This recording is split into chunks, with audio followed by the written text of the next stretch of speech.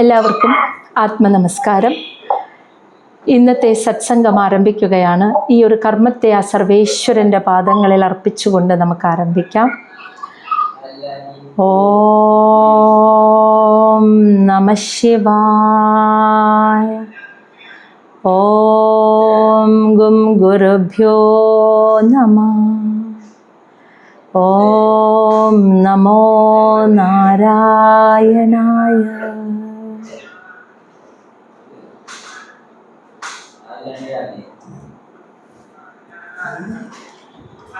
വസു ശബ്ദം കുറയ്ക്കണം കേട്ടാ.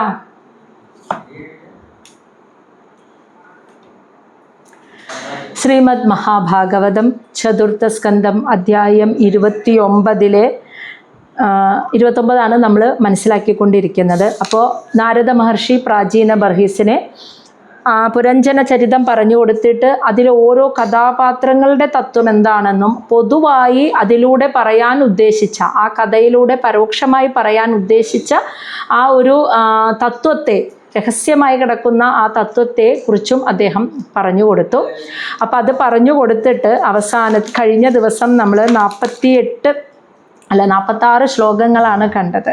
അതായത് മറ്റെന്ത് കർമ്മങ്ങൾ കൊണ്ടും നമുക്ക് ശാശ്വതമായ ഒരു സുഖവും മനസമാധാനവും ഒരു ദുഃഖമില്ലാത്ത അവസ്ഥയെ പ്രാപിക്കാൻ സാധിക്കില്ല. ആ അവസ്ഥയിലേക്ക് എത്തണമെങ്കിൽ നമ്മുടെ ആദ്യം അവനവനെ തന്നെ, പിന്നെ നമുക്ക് സ്വന്തമായതിനെയൊക്കെ, ഞാൻ എൻ്റെ സ്വന്തം എന്ന് വിചാരിക്കുന്നതിനെയെല്ലാം ആ ഭഗവാന്റെ പാദങ്ങളിൽ സമർപ്പിച്ചുകൊണ്ടുള്ളൊരു ഭക്തി ഉണ്ടല്ലോ, നിഷ്കളങ്കമായ ഞാൻ എന്ന അഹമില്ലാത്ത ഭക്തി.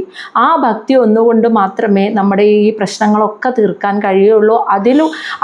അങ്ങനെ ഭക്തിയുള്ളവരിൽ ഭഗവാൻ പ്രസാദിക്കുന്നു. അവർക്കാണ് ഭഗവാനെ അനുഭവിക്കാൻ, ഭഗവാൻ അനുഗ്രഹിച്ചവർക്ക് മാത്രമേ ഭഗവാനെ കുറച്ചെങ്കിലും അനുഭവിക്കാനായിട്ട് സാധിക്കുന്നത്. അതാണ് നമ്മൾ 46 ശ്ലോകത്തിൽ കണ്ടത്. ഇനി 47 വളരെ ശ്രദ്ധിക്കേണ്ട ഒരു ഭാഗമാണ്. ഇന്ന് കുറച്ചേ എടുക്കുള്ളൂ, പക്ഷെ അത് വളരെ മനസ്സിലാക്കണം. 47 ശ്ലോകം. തസ്മാത് കർമാസു ബർഹിഷ്മൻ അജ്ഞാനാത് അർത്ഥകാശിഷു മാ അർത്ഥദൃഷ്ടിം കൃതാഹ ശ്രോത്ര സ്പർശിഷു അസ്പൃഷ്ടവസ്തുഷു. തസ്മാത്, അപ്പം കഴിഞ്ഞ ഭാഗത്തിൽ പറഞ്ഞു നിർത്തിയ ആ ഭഗവാന്റെ അനുഗ്രഹം കിട്ടിയവർക്ക് മാത്രമേ അല്പമെങ്കിലും ഭഗവാനെ അനുഭവിച്ചറിയാൻ കഴിയൂ. അങ്ങനെ അനുഭവിച്ചറിഞ്ഞവർക്ക് പിന്നെ അവരുടെ ബുദ്ധി ഈ ഭൗതികമായ കർമ്മങ്ങളിലും വിഷയങ്ങളിലും നിൽക്കില്ല, പൂർണ്ണമായും ഭഗവാനിൽ തന്നെയായിരിക്കും ഉറച്ചു നിൽക്കുക. ആയതിനാൽ ബർഹിഷ്മൻ, നാരദ മഹർഷി വിളിക്കാനല്ലയോ പ്രാചീന ബർഹിസ് രാജാവേ, അജ്ഞാനാത് അറിവില്ലായ്മ കൊണ്ട് അർത്ഥകാശിഷു എന്ന് വെച്ചാൽ പറയുന്നത്, പ്രാചീന ബർഹിസ് ചെയ്തുകൊണ്ടിരുന്നത് എന്താ? വേദങ്ങളിൽ പറഞ്ഞിരിക്കുന്നത് പോലെയുള്ള ആചാര അനുഷ്ഠാന കർമ്മം എന്ന് വെച്ചാൽ യാഗങ്ങൾ ഇങ്ങനെ തുടരെ ഭൂമി മുഴുവനും ചുറ്റി നടന്നുകൊണ്ട് ചെയ്യുകയായിരുന്നു. അപ്പോൾ അതെന്തിനാ ചെയ്യുന്നത്? പുണ്യവും നല്ല സുഖം നിറഞ്ഞ ജീവിതം ഇഹലോകത്തിലും പരലോകത്തിലും ഒക്കെ കിട്ടാൻ വേണ്ടിയിട്ടായിരുന്നു നിരന്തരമായി. വേദങ്ങളിൽ പറയുന്നത് ആ യാഗം, ഈ യാഗം, അത് ഇത് എന്നൊക്കെ പറയണ്ടല്ലോ, പുണ്യം കിട്ടാൻ, സ്വർഗപ്രാപ്തിക്ക് എന്നൊക്കെ പറഞ്ഞിട്ടുള്ള യാഗങ്ങൾ ഇങ്ങനെ തുടരെ ചെയ്യുക. അപ്പോൾ ആ വേദവിധി പ്രകാരം വേദങ്ങളിൽ പറഞ്ഞതിനനുസരിച്ചുള്ള ആഗ്രഹങ്ങൾ അത് നേടിയെടുക്കുക, അതിന് ജീവിത ലക്ഷ്യമായി കരുതി. അതാണ് അർത്ഥകാശിഷു. അതൊക്കെ ജീവിത ലക്ഷ്യമായി കരുതിയിട്ട് അജ്ഞാന അതെന്ന് വെച്ചാൽ അറിവില്ലായ്മ മൂലം കർമ്മസു ഒരുപാട് കർമ്മങ്ങൾ ചെയ്താൽ, അങ്ങനെ ചെയ്യുമ്പോൾ ശ്രോത്ര സ്പർശിഷു എന്ന് വെച്ചാൽ ചെവിയിലൂടെയാണ് നമ്മൾ ഇതൊക്കെ കേൾക്കുന്നത്. അപ്പോൾ വേദം പഠിക്കുമ്പോൾ ഒരു ഗുരു നമുക്ക് പറഞ്ഞു തരുമ്പോൾ നമ്മൾ അത് കാണുകയല്ല, കേട്ട് പഠിക്കുകയാണ് ചെയ്യുന്നത് അല്ലേ. അങ്ങനെ കാതിന് സന്തോഷം പകരുന്ന, പിന്നെ ഈ കർമ്മം ചെയ്താൽ ഇന്നത് കിട്ടും, ഈ മന്ത്രം ജപിച്ചാൽ ഇന്നത് കിട്ടും, ഇങ്ങനെ നമുക്ക് ഒരുപാട് ആഗ്രഹങ്ങളും സന്തോഷവും പകർന്നു തരുന്ന കാര്യങ്ങൾ ഈ കാതുകളിലൂടെ കേൾക്കുന്നു. പക്ഷേ വസ്തുഷു എന്ന് വെച്ചാൽ യഥാർത്ഥ സത്യം എന്നാണ് അർത്ഥം. അതിനെ അസ്പൃഷ്ട, ഒരല്പം പോലും ഇത് സ്പർശിക്കില്ല എന്ന്. യഥാർത്ഥ സത്യത്തെ ഒരല്പം പോലും ഇത് സ്പർശിക്കില്ല. അതുകൊണ്ട് മാ അർത്ഥദൃഷ്ടിയും, അർത്ഥദൃഷ്ടി എന്ന് വെച്ചാൽ ഇങ്ങനെ ഫലം ആഗ്രഹിച്ചുകൊണ്ട് ചെയ്യുന്ന യാഗയജ്ഞാദി വേദവിധി പ്രകാരമുള്ള കർമ്മങ്ങളിൽ മാ കൃത, അങ്ങ് ഒരിക്കലും ഇങ്ങനെ അതിങ്ങനെ തുടരെ തുടരെ ചെയ്ത് അതിൽ മുഴുകി ജീവിക്കരുത്, അതിനെ സ്വീകരിക്കരുത്, അതിൽ ആസക്തനായിരിക്കരുത് എന്നാണ് പറയുന്നത്. പ്രാചീന ബർഹിസ് അതാണല്ലോ ചെയ്തിരുന്നത്. ശാശ്വതമായ സുഖം കിട്ടാൻ ഒരുപാട് വേദകർമ്മങ്ങൾ, വേദങ്ങളിൽ പറയുന്ന കർമ്മങ്ങൾ ചെയ്യാം. അങ്ങനെ ചെയ്തുകൊണ്ടിരിക്കുമ്പോൾ ഇതൊക്കെ എന്തിനു വേണ്ടിയാണ് ചെയ്യുന്നത്? ഭൗതികമായ നമ്മുടെ ആഗ്രഹങ്ങളുടെ പൂർത്തീകരണം, അതാണ് ജീവിത ലക്ഷ്യമെന്ന് കരുതി അറിവില്ലായ്മ കൊണ്ട് ഇങ്ങനെയുള്ള കർമ്മങ്ങൾ ചെയ്യുന്നു. അപ്പോൾ വേദം എന്ന് പറഞ്ഞാൽ നമ്മൾ കേൾക്കുകയാണ്. അങ്ങനെ കാതിന് കുളിർമയും സന്തോഷവും നൽകുന്ന കുറേ കാര്യങ്ങൾ, കാതിനെന്ന് വെച്ചാൽ കാതിലൂടെ കേട്ട് മനസ്സിന്, അങ്ങനെ നൽകുന്ന കുറേ കാര്യങ്ങൾ ഇങ്ങനെ കേട്ടാൽ പക്ഷെ അതൊന്നും യഥാർത്ഥ സത്യത്തെ ഒട്ടും തന്നെ സ്പർശിക്കുന്നില്ല. അതുകൊണ്ട് അങ്ങ് ഒരിക്കലും അതിൻ്റെ പിന്നാലെ പാഞ്ഞു പോകരുത് എന്ന് പറഞ്ഞു കൊടുത്തു. ശ്ലോകം 48. എന്നിട്ട് പറയാണ്, എന്തുകൊണ്ടാണ് അങ്ങയെപ്പോലെയുള്ള ആളുകൾ ഇങ്ങനെ തെറ്റിദ്ധരിക്കുന്നത്? ഇപ്പോൾ ക്ഷേത്ര ദർശനം ചെയ്യുക, ഒരുപാട് പൂജകളും വഴിപാടുകളും ചെയ്യുക, ഉപവാസങ്ങൾ അനുഷ്ഠിക്കുക, വ്രതങ്ങൾ എടുക്കുക, ഇങ്ങനെയുള്ള ഒരുപാട് പൂജകൾ യാഗങ്ങൾ നടത്തുക, ഇങ്ങനെയുള്ള ഒരുപാട് കാര്യങ്ങൾ ചെയ്തു കഴിഞ്ഞാൽ ഇങ്ങനെയൊക്കെ കിട്ടും എന്ന് നമുക്ക് ആരാ പറഞ്ഞു തരുന്നത്? വേദങ്ങളിലൂടെ നമ്മൾ ആചാര്യന്മാർ, ഓരോ ആചാര്യന്മാർ നമ്മുടെ മാതാപിതാക്കൾക്കും ഗുരുക്കന്മാർക്കും ഒക്കെ പറഞ്ഞു കൊടുത്തിട്ട് അവരിലൂടെയാണല്ലോ നമ്മൾ ഇതറിയുന്നത്. അല്ലാതെ നമ്മൾ ജനിച്ചപ്പോൾ ഈ അറിവുള്ളവരല്ല. നമ്മുടെ പേരൻസ്, നമ്മുടെ അച്ഛനമ്മമാർ, നമ്മുടെ കുടുംബാംഗങ്ങൾ, അവരറിഞ്ഞ അറിവ്. അപ്പം അവർക്ക് ആരാ ഇത് പറഞ്ഞു കൊടുക്കുന്നത്? ഈ വേദങ്ങളെ പഠിപ്പിച്ചു കൊടുക്കുന്ന ആചാര്യന്മാരാണ്. ഇന്നത് ചെയ്യൂ, ഇന്നത് കിട്ടും. വിഷ്ണു സഹസ്രനാമം ചൊല്ലൂ, ഇന്ന ഫലശ്രുതി ഉണ്ടാവും. ലളിതാ സഹസ്രനാമം ഇത്ര തവണ ചൊല്ലൂ, ഇന്ന ഫലശ്രുതി ഉണ്ടാവും. ഇങ്ങനെ വേദങ്ങളെ പഠിപ്പിച്ചു കൊടുക്കുന്ന ആചാര്യന്മാരാണ് ഈ ധാരണയെ മനുഷ്യരുടെ ഉള്ളിലേക്ക് ഉണ്ടാക്കിയത്, അല്ലേ? അതാണ് ഇവിടെ പറയുന്നത്. ധൂമ്രധിയ, അതായത് ആ ധൂമ്രധിയ എന്ന് വെച്ചാൽ ബുദ്ധി, അറിവ്, യഥാർത്ഥ ശരിയായ ജ്ഞാനത്തെ അറിയാത്ത ആചാര്യന്മാർ, അങ്ങനെയുള്ള ബുദ്ധിയുള്ള, അതാണ് ധൂമ്രധിയ, മറയ്ക്കപ്പെട്ട ബുദ്ധിയുള്ള അങ്ങനെയുള്ള വ്യക്തികൾ എന്ന് വെച്ചാൽ ആ ആചാര്യന്മാർ വേദം, ആ വേദത്തെ സകർമ്മം, കർമാനുഷ്ഠാനം, ആചാരാനുഷ്ഠാനങ്ങൾ എന്ന രീതിയിൽ പറഞ്ഞു കൊടുത്തു, മറ്റുള്ളവരെ പഠിപ്പിച്ചു എന്ന് മനസ്സിലായ? ശരിയായ സത്യത്തെ മനസ്സിലാക്കാതെ വേദങ്ങളിൽ പറയുന്ന പോലെ ഇന്ന മന്ത്രങ്ങൾ ചെയ്യൂ, ഇന്നത് കിട്ടും, ഇന്ന ഫലങ്ങൾ ഉണ്ടാവും, ഇന്നതുപോലെ പ്രവർത്തിക്കൂ, ഇന്ന നാമം ചൊല്ലൂ, ഇന്ന ക്ഷേത്രത്തിൽ പോയി ഇന്ന വഴിപാട് ചെയ്യൂ, ഇന്നതൊക്കെ ചെയ്താൽ ഇന്നതൊക്കെ കിട്ടും എന്ന് ഈ വേദങ്ങളിൽ പറഞ്ഞിരിക്കുന്ന യഥാർത്ഥ സത്യത്തെ, ആ ഗൂഢസത്യത്തെ മനസ്സിലാക്കാതെ, അതറിയാതെ അവർ ഈ വേദങ്ങളിൽ പറഞ്ഞിരിക്കുന്നത് ആചാര അനുഷ്ഠാന കർമ്മങ്ങളെ കുറിച്ചാണ് എന്ന് മറ്റുള്ളവർക്ക് പറഞ്ഞു കൊടുത്തു. അപ്പം എന്താ സംഭവിച്ചത്? ആ തദ്വിദ എന്ന് വെച്ചാൽ അങ്ങനെ യഥാർത്ഥ അറിവ് ഇല്ലാത്ത ആചാര്യന്മാർ, അങ്ങനെയുള്ളവർ അവരറിയണില്ല എന്ന്. എന്ത്? യത്ര, എവിടെയാണോ ദേവഃ ജനാർദ്ദനഃ, ഭഗവാൻ മഹാവിഷ്ണു അല്ലെങ്കിൽ ഭഗവാൻ ശ്രീഹരി എവിടെയാണോ ഉള്ളത് അതാണ് സ്വം ലോകം, സ്വന്തം ലോകമെന്ന് തേവൈ, ഈ ആചാര്യന്മാർ നവിധു, അറിയുന്നില്ല എന്ന്. വേദത്തിൽ പറഞ്ഞിരിക്കുന്ന ഈ കർമ്മങ്ങളുടെയൊക്കെ അന്തരാർത്ഥം യഥാർത്ഥത്തിൽ അവർക്കതറിയില്ല. അവർ ഇന്ന പൂജ, ഇന്ന വഴിപാട്, ഇന്ന മന്ത്രം, ഇന്നതുപോലെ ചെയ്യൂ, ഇന്നത് കിട്ടും, ഇത് മാത്രം, ആ പുറമേ ആ കർമ്മത്തെ മാത്രം കാണിച്ചു കൊടുക്കും, ആളുകൾക്ക് പറഞ്ഞു കൊടുക്കും. അപ്പോൾ ആ ആചാര അനുഷ്ഠാനങ്ങൾ, ആ കർമ്മങ്ങളെ ആളുകൾക്ക് പറഞ്ഞു കൊടുക്കുമ്പോൾ ആളുകൾ അതിൽ വിശ്വസിക്കുക. യഥാർത്ഥത്തിലുള്ള ജ്ഞാനം നേടാത്ത ഈ ആചാര്യന്മാർക്ക് അറിയില്ല എവിടെയാണോ ഭഗവാൻ ശ്രീഹരി ഉള്ളത് അതാണ് നമ്മുടെ സ്വന്തം ലോകം. എന്ന് വെച്ചാൽ എന്താ? എവിടെയാണ് ഭഗവാൻ ഉള്ളത്? എവിടെയാണുള്ളത് ഒന്ന് പറഞ്ഞു നോക്കൂ. എവിടെയാണ് ഭഗവാൻ ഉള്ളത്? എൻ്റെ ഇപ്പുറത്താണോ? എൻ്റെ ഇപ്പുറത്താണോ? നമ്മൾ ഓരോരുത്തരും ചിന്തിക്കുക. ഞാൻ എൻ്റെ ഇപ്പുറത്താണോ? മുന്നിലാണോ? ബാക്കിലാണോ? ചുറ്റും ചിന്തിക്കൂ. ഉള്ളിലുണ്ട്, അത് ഉള്ളിലുണ്ട്. ഇനി പുറമേക്ക് നോക്കൂ. എല്ലാവരും പുറമേക്കാണല്ലോ നോക്കുന്നത്. എവിടെയാ ഭഗവാൻ ഉള്ളത്? ചുറ്റും നോക്കൂ. പുസ്തകത്തിൽ സർവ്വതിലും. അതായത് നമ്മളിപ്പോൾ ഇങ്ങനെ ഇരിക്കുമ്പോൾ നമ്മുടെ മൂക്കിലൂടെ ശ്വാസം കയറിപ്പോകുന്ന പോരുന്നു. ഈ ഓരോ അണുവിലും, ഈ അന്തരീക്ഷത്തിലും, സർവ്വതിലും ആരാ ഉള്ളത്? അതാണല്ലോ മഹാവിഷ്ണു എന്ന് പറയുന്നത്. ഒരുപാട് പരമാണുക്കളായിട്ട് നിറഞ്ഞു നിൽക്കുന്നു. അതാണ് വിഷ്ണു, അതാണ് പ്രപഞ്ചം. അപ്പൊ ഭഗവാൻ എവിടെയാണുള്ളത്? അതാണ് എൻ്റെ ലോകം. അപ്പൊ ഭഗവാൻ ഇല്ലാത്തൊരു സ്ഥലമില്ലല്ലോ. അപ്പൊ ഈ ഭഗവാൻ നിറഞ്ഞു നിൽക്കുന്നതാണ് എൻ്റെ ലോകമെന്ന് ഇവർക്കറിയില്ല. അതാണ് യഥാർത്ഥത്തിൽ പറഞ്ഞു കൊടുക്കുന്നത് വേദങ്ങൾ. പക്ഷെ അത് അങ്ങനെ മനസ്സിലാക്കാൻ ഈ ആചാര്യന്മാർക്ക് ആ അറിവില്ല. അവര് ദ്വൈതമാണ് പഠിപ്പിക്കുന്നത്. ഇന്നത് ചെയ്താൽ ഇന്നത് കിട്ടും എന്ന് പറഞ്ഞാൽ അത് ചെയ്തില്ലെങ്കിൽ അത് കിട്ടില്ല. അപ്പൊ ദ്വൈതായില്ലേ? ഒരു കർമ്മം ചെയ്താൽ അത് കിട്ടുന്നു, ഇന്നത് ഇത്ര പ്രാവശ്യം ചൊല്ലിയാൽ അത് കിട്ടുന്നു, അപ്പം ഇന്ന ഫലശ്രുതി ഉണ്ടാകുന്നു, അപ്പം അത് ചെയ്തില്ലെങ്കിൽ അത് കിട്ടുന്നില്ല. അപ്പോൾ ഈ ദ്വൈതത്തെയാണ് ഈ ആചാര്യന്മാർ പഠിപ്പിക്കുന്നത്. പക്ഷേ യഥാർത്ഥത്തിൽ വേദത്തിൽ പറഞ്ഞിരിക്കുന്ന അന്തരാർത്ഥം എവിടെയാണോ ഭഗവാൻ നിറഞ്ഞു നിൽക്കുന്നത് അതാണ് എൻ്റെ ലോകം എന്ന് വെച്ചാൽ ഭഗവാൻ ഇല്ലാത്തൊരു സ്ഥലം കാണിച്ചു കൊടുക്കാൻ പറ്റുമോ? ഇല്ല. അപ്പം എന്താ? ഇത് മുഴുവനും ഭഗവാനാണ് നിറഞ്ഞു നിൽക്കുന്നത്, ഇവിടെ മുഴുവനും. അപ്പോൾ ഭഗവാൻ ഇല്ലാത്തതായിട്ടുണ്ടോ? അപ്പോൾ ദ്വൈതം ഉണ്ടോ? രണ്ടുണ്ടോ? ഇല്ല. നമ്മൾ അനുഭവിക്കുന്ന നന്മയിലും തിന്മയിലും സകലത്തിലും ഈശ്വരനാ. നമ്മൾ അനുഭവിക്കുന്ന ദുഃഖത്തിലും സന്തോഷത്തിലും ഭഗവാനാ. അപ്പോൾ എവിടെയാ ഭഗവാനെ മാറ്റി നിർത്താനുള്ളത്? ഒന്നിനും മാറ്റി നിർത്താനില്ല. അദ്വൈതം, അതാണ് വേദങ്ങൾ പഠിപ്പിക്കുന്നത്.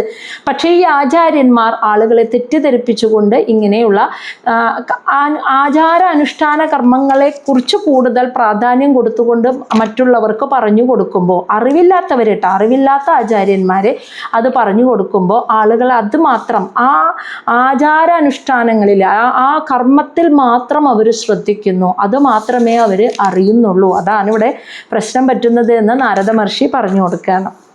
ഇനി ശ്ലോകം 49.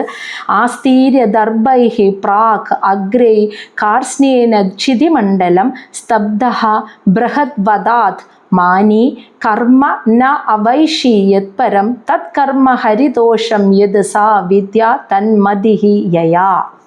എന്നിട്ട് പറയാണ് നാരദ മഹർഷി പ്രാചീന ബർഹിസിനോട് പറയാണ്, അല്ലയോ രാജാവേ, അങ്ങ് അതായത് പ്രാക് അഗ്രേഹി എന്ന് വെച്ചാൽ കിഴക്കോട്ട് അറ്റഭാഗം തിരിച്ചു വച്ചിട്ട് കാർസ്നേന ക്ഷിതിമണ്ഡലം, ഈ ഭൂമണ്ഡലം മുഴുവനായിട്ടും ദർഭപ്പുല്ലുകൾ കിഴക്കോട്ട് തിരിച്ചു വെച്ചിട്ട് ഭൂമണ്ഡലം മുഴുവനായും ആസ്തീര്യ, യാഗം നടത്തിക്കൊണ്ട്, ആസ്തീര്യ എന്ന് വെച്ചാൽ മൂടിന്ന്, അതായത് മൂടിന്ന് വെച്ചാൽ അത്രയും ഇനി യാഗം നടത്താത്ത ഭൂമിയിൽ ഒരു സ്ഥലമില്ല, അങ്ങനെ ഓടി നടന്ന് ചെയ്യാണ്. അപ്പോൾ ഈ ഭൂമണ്ഡലം മുഴുവനായിട്ടും അങ്ങ് കിഴക്കോട്ട് ദർഭപ്പുല്ല് തിരിച്ചു വെച്ചുകൊണ്ട് നിരവധി യാഗങ്ങൾ നടത്തിക്കൊണ്ട് ആ ഭൂമിയെ അങ്ങ് മൂടി. അതിലൂടെ ബൃഹദ്വദാത്ത്, കുറേ മൃഗങ്ങളെ ബലി കൊടുത്തു, മൃഗബലി നടത്തി. അങ്ങനെ മാനി, അഭിമാനിച്ചു, ഞാനാണ് ശ്രേഷ്ഠമായ ഇത്രയും വലിയ കർമ്മങ്ങൾ ചെയ്ത എത്രയോ വലിയവൻ ഞാനാണ്, ഇത്രയും പുണ്യം നേടാൻ പോകുന്ന കർമ്മങ്ങൾ ചെയ്ത വലിയവനാണ് ഞാൻ എന്ന് സ്വയം അഭിമാനിച്ചു. സ്തബ്ധഃ, അഹങ്കരിച്ചു.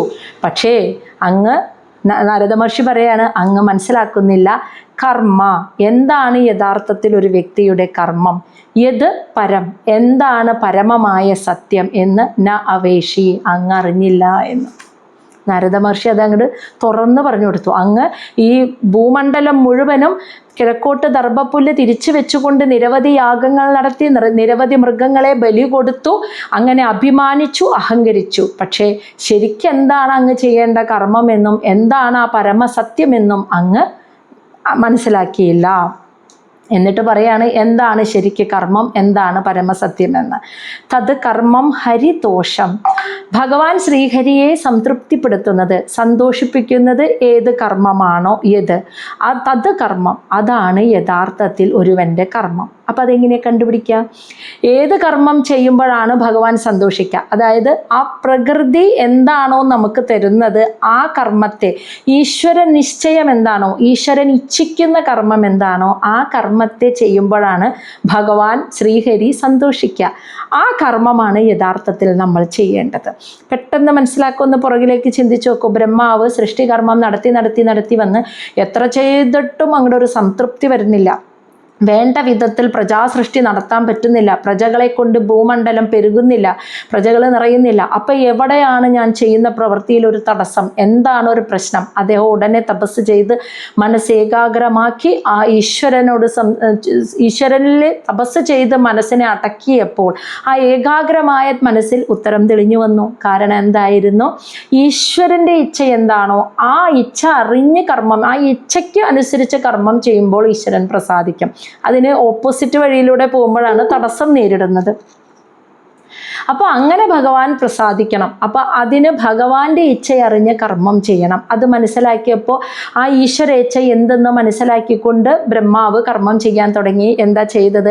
അദ്ദേഹം കർമ്മത്തിൽ നിന്ന് വിരമിച്ചിട്ട് സ്വയംഭുവ മനുവിലൂടെ ഇനി അടുത്ത പ്രജാസൃഷ്ടി നടത്താനായിട്ട് പറഞ്ഞു, അല്ലേ? അങ്ങനെ മനുവാണ് പിന്നെ പ്രജാസൃഷ്ടി നടത്തിയത്. അപ്പോൾ ആ ഒരു കാരണം അതാണ് അവിടെ കറക്റ്റ് സമയമായി. പിന്നീട് ബ്രഹ്മാവ് പ്രജാസൃഷ്ടി നടത്തുന്നത് നിർത്തിയിട്ട് സ്വയംഭുവ മനുവിലൂടെ പ്രജാസൃഷ്ടി എന്ന കർമ്മത്തെ മുന്നോട്ട് കൊണ്ടുപോകണം. കാരണം അതിനുള്ള സമയമായിട്ടും അദ്ദേഹം അത് ചെയ്യാതെ സ്വയം ചെയ്തുകൊണ്ടിരുന്നപ്പോൾ വേണ്ട വിധത്തിൽ ആ പ്രവൃത്തി മുന്നോട്ട് നീങ്ങണില്ല. അപ്പോൾ തടസ്സം നേരിട്ടപ്പോൾ അദ്ദേഹം തിരിച്ചറിഞ്ഞു, ഇത് ഈശ്വരേച്ഛ പോലെയല്ല ഞാൻ ചെയ്യുന്നത്. അപ്പോൾ അത് കൃത്യമായി മനസ്സിലാക്കിക്കൊണ്ട് ചെയ്തപ്പോൾ ശരിയായി. അങ്ങനെ ഭഗവാൻ ശ്രീഹരിയുടെ ഇച്ഛ എന്തെന്നറിഞ്ഞ്, ഈശ്വരൻ്റെ ഇച്ഛ എന്തെന്നറിഞ്ഞ് ആ ഇച്ഛയ്ക്കനുസരിച്ച് കർമ്മം ചെയ്യുമ്പോൾ ഭഗവാൻ പ്രസാദിക്കുന്നു. അതാണ് അങ്ങനെയുള്ള കർമ്മമാണ് യഥാർത്ഥത്തിലുള്ള കർമ്മം. മനസ്സിലായോ? ഇനി എന്താണ് ശരിയായ എന്താണ് പരമമായ സത്യം എന്നാണ് ചോദിക്കുന്നത്. തന്മതിഹി യയാ, അതായത് ഏതുകൊണ്ടാണോ തന്മതി, നമ്മുടെ ആ മതി, നമ്മുടെ ബുദ്ധിയെ ആ ഏതൊരു ഭഗവാനിലാണോ ആ ബുദ്ധിയെ നമ്മൾ ഉറപ്പിച്ചു നിർത്തുന്നത്, സഹ വിദ്യ, അതാണ് യഥാർത്ഥത്തിലുള്ള ജ്ഞാനം. ശരിയായ ജ്ഞാനം എന്ന് വെച്ചാൽ ബുദ്ധിയെ ഈശ്വരനിൽ സമർപ്പിക്കുക, ശരീരമനോബുദ്ധിയെ ഈശ്വരനിൽ സമർപ്പിക്കുക, ഈശ്വരൻ്റെ പാദങ്ങളിൽ അങ്ങോട്ട് വിട്ടുകൊടുക്കുക. അതാണ് ശരിയായ വിദ്യ, ശരിയായ ജ്ഞാനം എന്ന് പറയുന്നത്. ഇത് രണ്ടും അങ്ങേക്ക് കിട്ടിയിരുന്നില്ല. അങ്ങനെ നടത്തിക്കൊണ്ട് പോകുന്നു, പക്ഷെ ഒരു ഫലവും ഇല്ല. അപ്പോൾ എന്താണ് അതിന് കാരണം എന്ന് വെച്ചാൽ അങ്ങ് ഈശ്വരേച്ഛ അറിഞ്ഞിട്ടല്ല കർമ്മം ചെയ്യുന്നത്, അങ്ങയുടെ യഥാർത്ഥ കർമ്മമല്ല അങ്ങ് ചെയ്തുകൊണ്ടിരുന്നത്.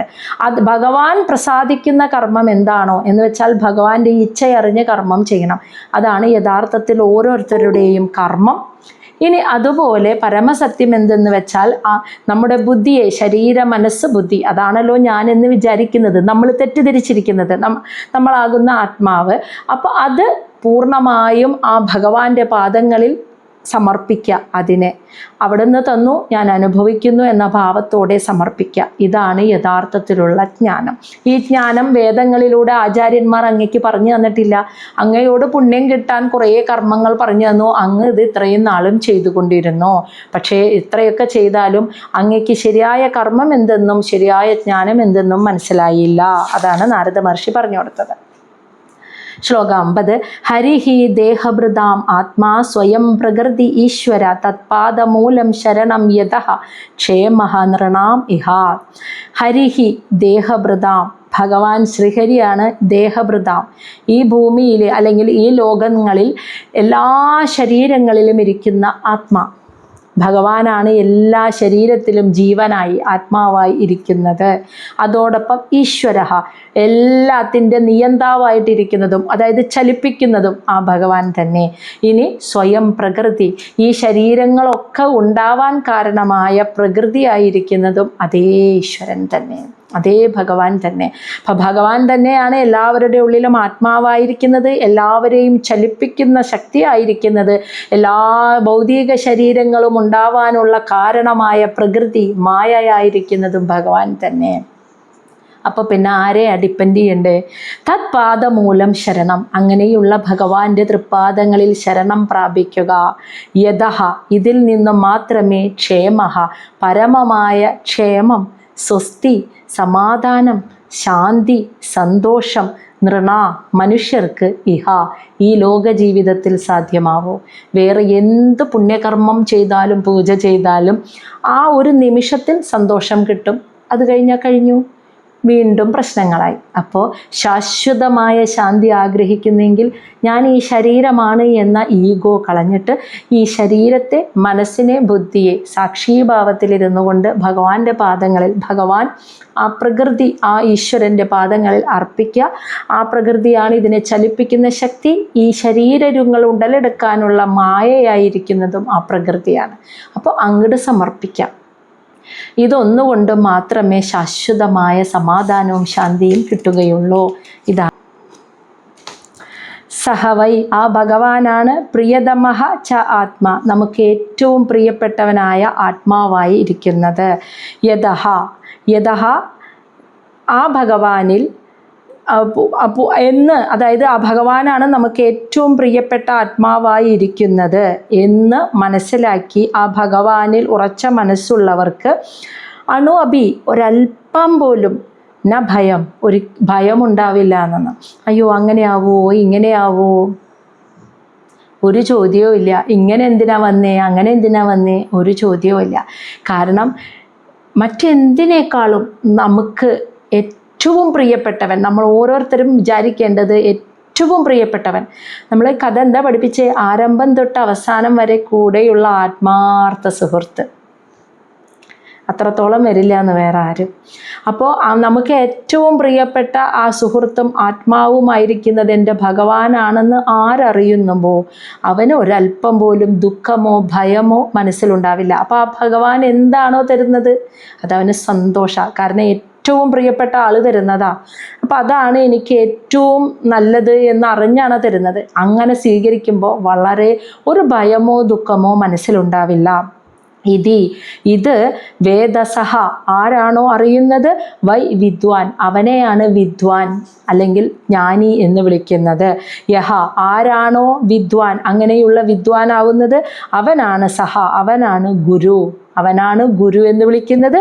അവൻ ഹരിഹി, അവനാണ് ശ്രീഹരി. ഭഗവാൻ ഹരി എന്നും, ഹരി അവൻ തന്നെയാണ്. ആ ഗുരുവിലാണ് നമ്മൾ ഭഗവാൻ ശ്രീഹരിയെ കാണേണ്ട. ആ ഗുരുവും ഭഗവാനും ഒന്ന് തന്നെയാണ് എന്ന്. അപ്പോൾ എനിക്ക് എന്താണോ, എനിക്ക് ഏറ്റവും പ്രിയപ്പെട്ടവനായ ഞാൻ, എൻ്റെ സുഹൃത്തും ആത്മാവും ആ ഭഗവാനാണെന്നറിയുന്നവന് ദുഃഖവും ഭയവും ഇല്ല. അപ്പോൾ ആ ഭഗവാൻ തരുന്നതിനൊക്കെ സന്തോഷം. അതിനൊരു പിന്നിലൊരു കാരണമുണ്ട്, അത് സന്തോഷം. അങ്ങനെ സ്വീകരിക്കും. കാരണം നമ്മൾ അടിയുറച്ച് വിശ്വസിക്കുന്നു, എൻ്റെ ഏറ്റവും നല്ല, എനിക്ക് പൂർണ്ണമായും വിശ്വസിക്കാൻ കഴിയുന്ന സുഹൃത്ത് എൻ്റെ ആത്മാവായിരിക്കുന്ന ഭഗവാൻ തന്നെയാണെന്ന്. അപ്പോൾ ആ ഭഗവാൻ എന്ത് വെച്ച് നീട്ടുന്നു അതാണ് ശരി എന്ന് വിചാരിച്ച് അതിനെ സ്വീകരിക്കുന്നു. ഇങ്ങനെ മനസ്സിലാക്കുന്നതാരോ അവനാണ് വിദ്വാൻ. അങ്ങനെയുള്ള വിദ്വാനാണ് ഗുരു. ആ ഗുരു തന്നെയാണ് ശ്രീഹരി, ഭഗവാൻ ശ്രീഹരി എന്ന് മനസ്സിലാക്കൂ. ഇനി ശ്ലോകം 52 പ്രാചീന ബർഹിസ്, ആ പ്രാചീന ബർഹിസിനോട് നാരദ മഹർഷി പറഞ്ഞു കൊടുത്ത പുരഞ്ജനോപാഖ്യാനം എന്ന കഥയുടെ തത്വം ഇവിടെ അവസാനിപ്പിക്കുകയാണ് കേട്ടോ. നാരദ ഉവാച, നാരദ മഹർഷി പറയാണ്, പ്രശ്നായേവം ഹി സംചിന്നഃ ഭവതഃ പുരുഷർഷഭഃ അത്ര മേ വേദതഃ ഗുഹ്യം നിശാമയ സുനിശ്ചിതം. നാരദ മഹർഷി പറയാണ്, പ്രശ്നമേവം, പ്രശ്നത്തിന്, ഭവതഃ അതായത് പ്രാചീന ബർഹിസ് രാജാവേ, ഹേ പുരുഷർഷഭ മഹാത്മാവേ, ഭവതഃ അങ്ങയുടെ പ്രശ്നമേവ, അങ്ങനോട് ചോദിച്ച എല്ലാ പ്രശ്നത്തിനും ഏവം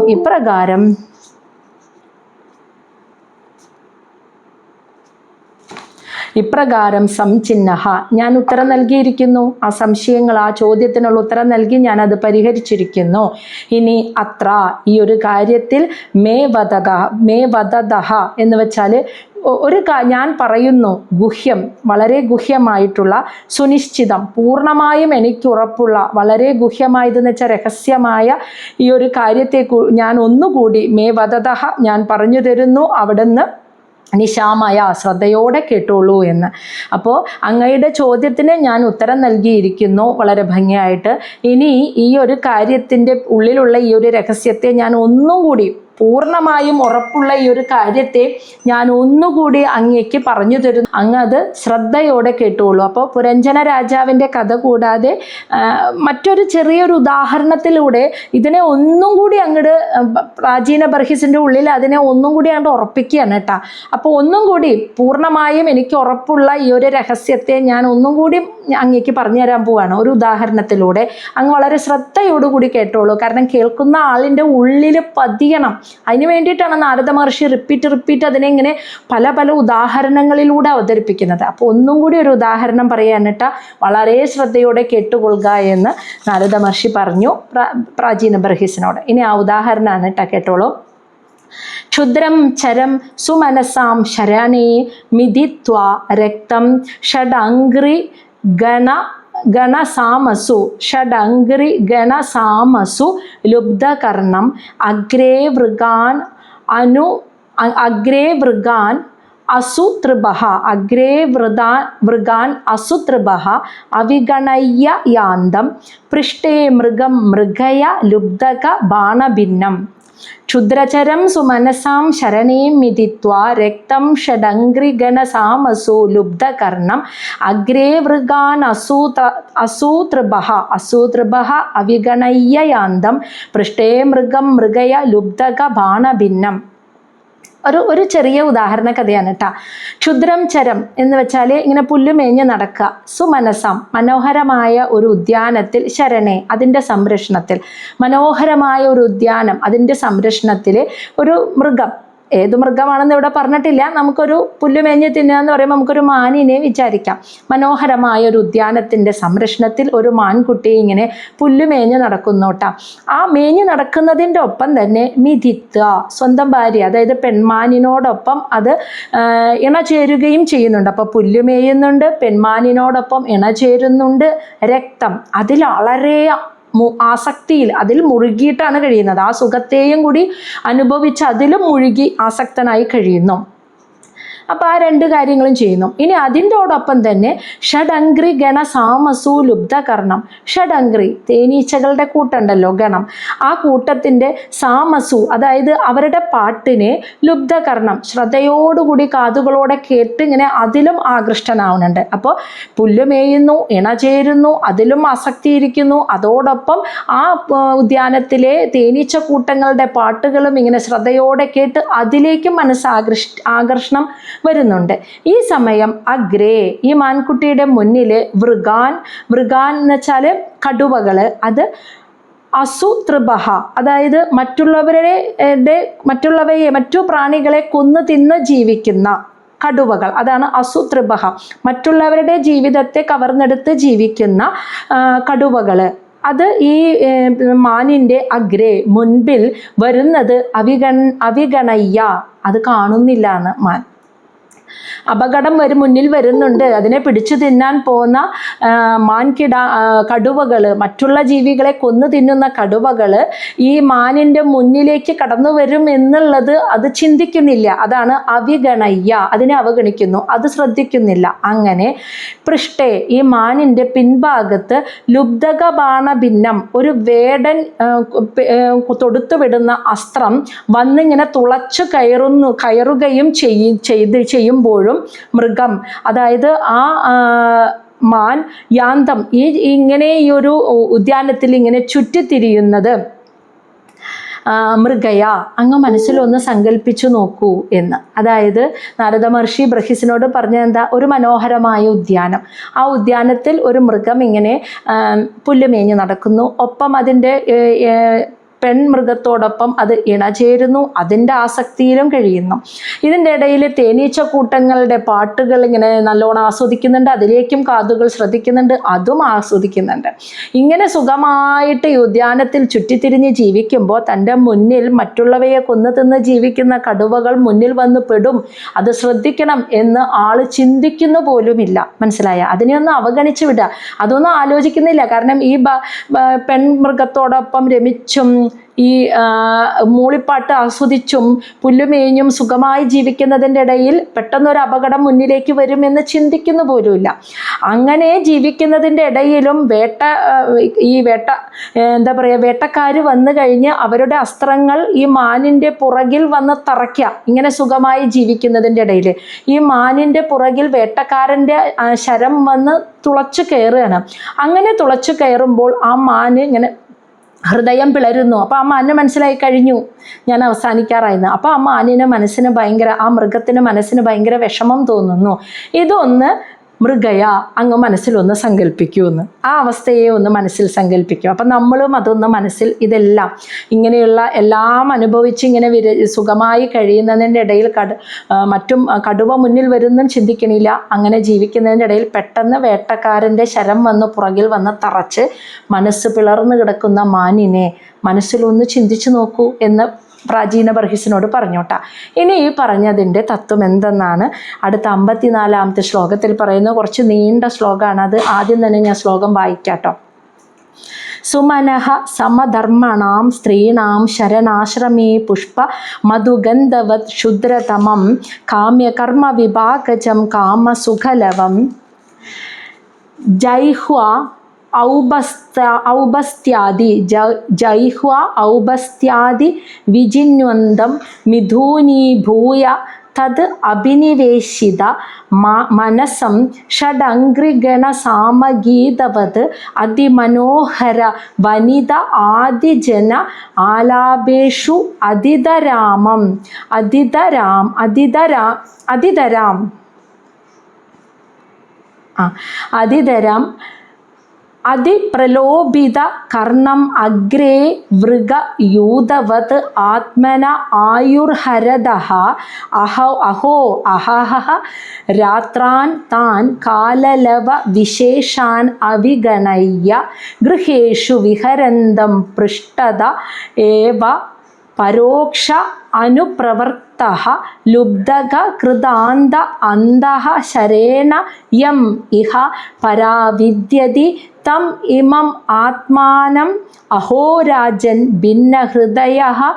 ഹൃദയം ദ്രഷ്ടും അർഹസി ഇതി. മനസ്സിലായോ? ഒന്നും കൂടി വായിക്കാം. സുമനസ സമധർമ്മണാം സ്ത്രീണാം ശരണ ആശ്രമേ പുഷ്പമധുഗന്ധവത് ക്ഷുദ്രതമം കാമ്യകർമ്മ വിഭാഗജം കാമസുഖലവം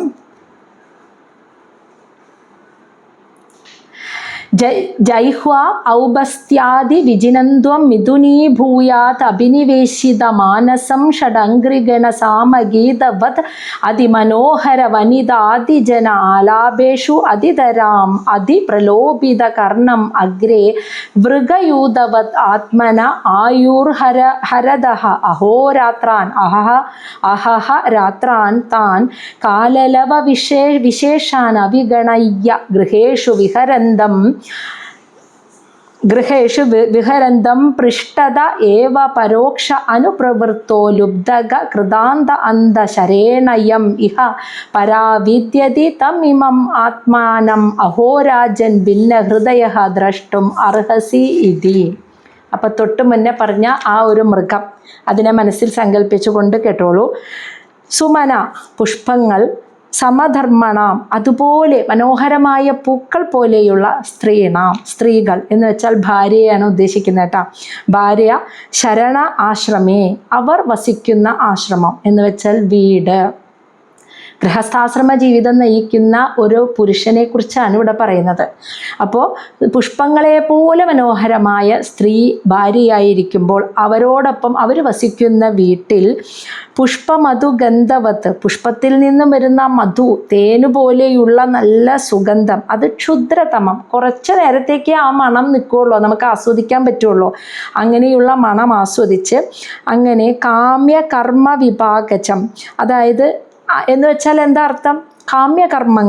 കാമ്യകർമ്മങ്ങളുടെ ഫലത്തെ, അതായത് ഓരോരോ കർമ്മങ്ങൾ ചെയ്യുന്നതിൻ്റെ ഫലത്തെ അനുഭവിച്ച് കാമസുഖാലവം ഇന്ദ്രിയ സുഖങ്ങളെയൊക്കെ അനുഭവിച്ച്, അപ്പോൾ മനോഹരമായ പൂക്കളെപ്പോലെ സുന്ദരി, അതാണ് ഇവിടെ പറഞ്ഞ് മനോഹരമായ ഉദ്യാനം എന്ന് പറഞ്ഞത് വീടാ. ആ വീട്ടിൽ ആ മൃഗം പുല്ലുമേഞ്ഞ് നടക്കുന്നു.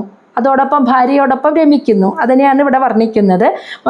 പൂക്കളെ പോലെ സുന്ദരികളായ സ്ത്രീ അവർ വസിക്കുന്ന വീടിനകത്ത് ആ പൂക്കളിൽ നിന്ന് വരുന്ന സുഗന്ധം ഇങ്ങനെ ആസ്വദിച്ച്, പക്ഷെ ആ ആസ്വദിക്കുന്ന പുരുഷൻ മനസ്സിലാക്കുന്നില്ല ആ സുഗന്ധം അത് അധികം നേരം നിൽക്കില്ല, കുറച്ച് നേരത്തേക്ക് ആ സുഗന്ധം ഉണ്ടാവുള്ളൂ എന്നറിയാതെ ഇങ്ങനെ കാമ്യകർമ്മങ്ങൾ ചെയ്ത്, അതായത് ഓരോന്ന് ആഗ്രഹിച്ച് ഇങ്ങനെ, അതായത് പുല്ലുമേഞ്ഞ് നടക്കുക എന്നറിയില്ലേ, അതിനെയാണ് ഇങ്ങനെ കാമ്യകർമ്മങ്ങൾ ചെയ്ത് അതിൻ്റെ ഫലത്തെയും അനുഭവിച്ച് അതായത് കാമസുഖാലവം എന്ന് വെച്ചാൽ ഇന്ദ്രിയ സുഖങ്ങൾ അനുഭവിക്കുക. ആ സുഖം എന്തൊക്കെയാണെന്നാണ് ഇനി പറയുന്നത്. ജൈഹ്വ നാവിൻ്റെ സുഖം, അതായത് ഇഷ്ടപ്പെട്ട ഭക്ഷണം ആസ്വദിച്ച് കഴിക്കുക. പിന്നെ ഔപസ്ഥ്യാദി ജനനേന്ദ്രിയത്തിൻ്റെ ആ ഒരു സുഖം എന്ന് വെച്ചാൽ ആ ലൈംഗികമായ ആസക്തി, ഇങ്ങനെയുള്ള ഇന്ദ്രിയ സുഖങ്ങളെയൊക്കെ അനുഭവിച്ചു ജീവിക്കുന്ന പുരുഷൻ വിജിനന്ത്വം, കുറച്ച് നേരത്തേക്ക് ഈ സുഖം കിട്ടുന്നുള്ളൂ എന്ന് അതിനെക്കുറിച്ച് അത് മനസ്സിലാക്കാതെ അതിനെക്കുറിച്ച് തന്നെ ഈ സുഖമായ കുടുംബത്തോടൊപ്പം കഴിയണമെന്ന്, ഭാര്യയോടൊപ്പം ജീവിക്കണം എന്നുള്ള ഈ സുഖാസക്തിയിൽ മുഴുകി മിഥുനീ ഭൂയ തത്, അതായത് മിഥുനീ ഭൂയ എന്ന് വെച്ചാൽ ആ ഒരു കുടുംബജീവിതത്തിൻ്റെ ആസക്തിയിൽ അങ്ങനെ മുഴുകി തത് അഭിനിവേശിത മനസ്സ്, അവരുടെ മനസ്സ് ഭാര്യയോടൊപ്പമുള്ള ആ ഒരു ലൈംഗിക ജീവിതത്തിൽ അങ്ങനെ മുഴുകിപ്പെട്ട് കിടക്കുന്നു. ഇതിനെയാണ് ആദ്യത്തെ വരിയിൽ, നേരത്തെ ശ്ലോകത്തിൽ ആദ്യത്തെ വരിയിൽ ഇങ്ങനെ പുല്ലുമേഞ്ഞ് നടക്കുക, പെൺമാനിനോടൊപ്പം രമിക്കുക എന്ന് പറഞ്ഞത്.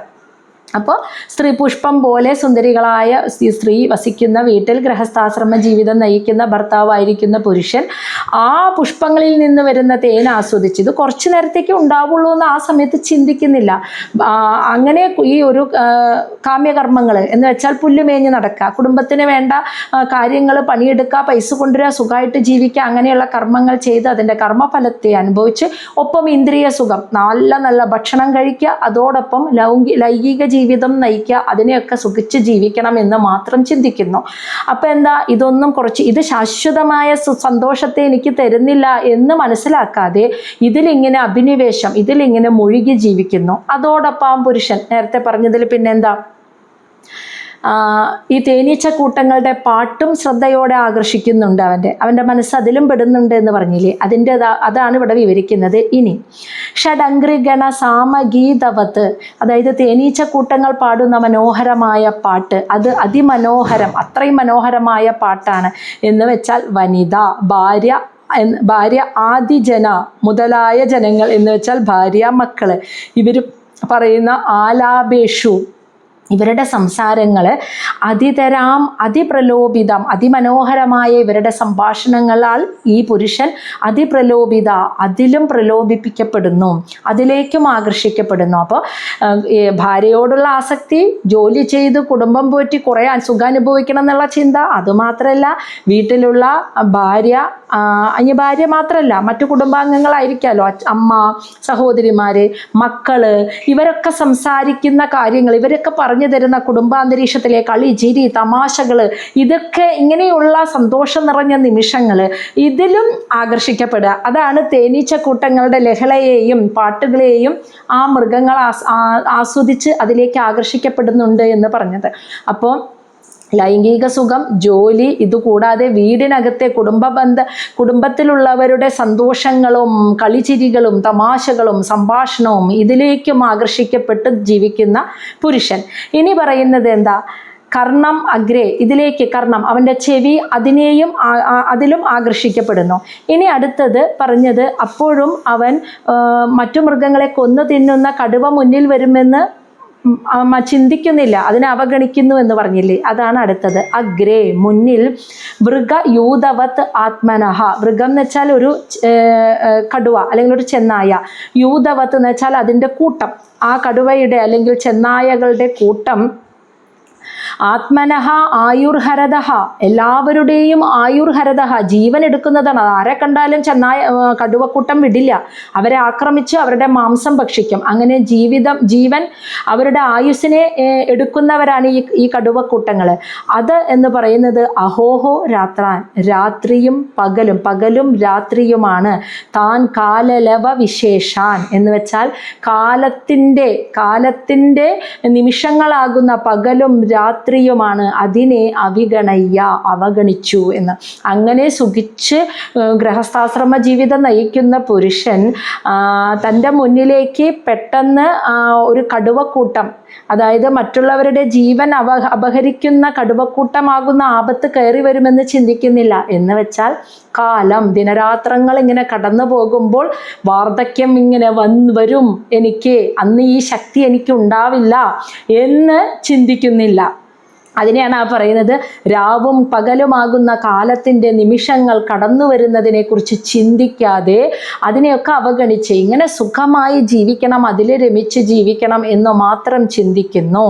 ഗൃഹേഷു, അങ്ങനെ ഗൃഹസ്ഥാശ്രമ ജീവിതത്തിൽ വിഹരന്തം, അതിലിങ്ങനെ രമിച്ച് കഴിയാണ്.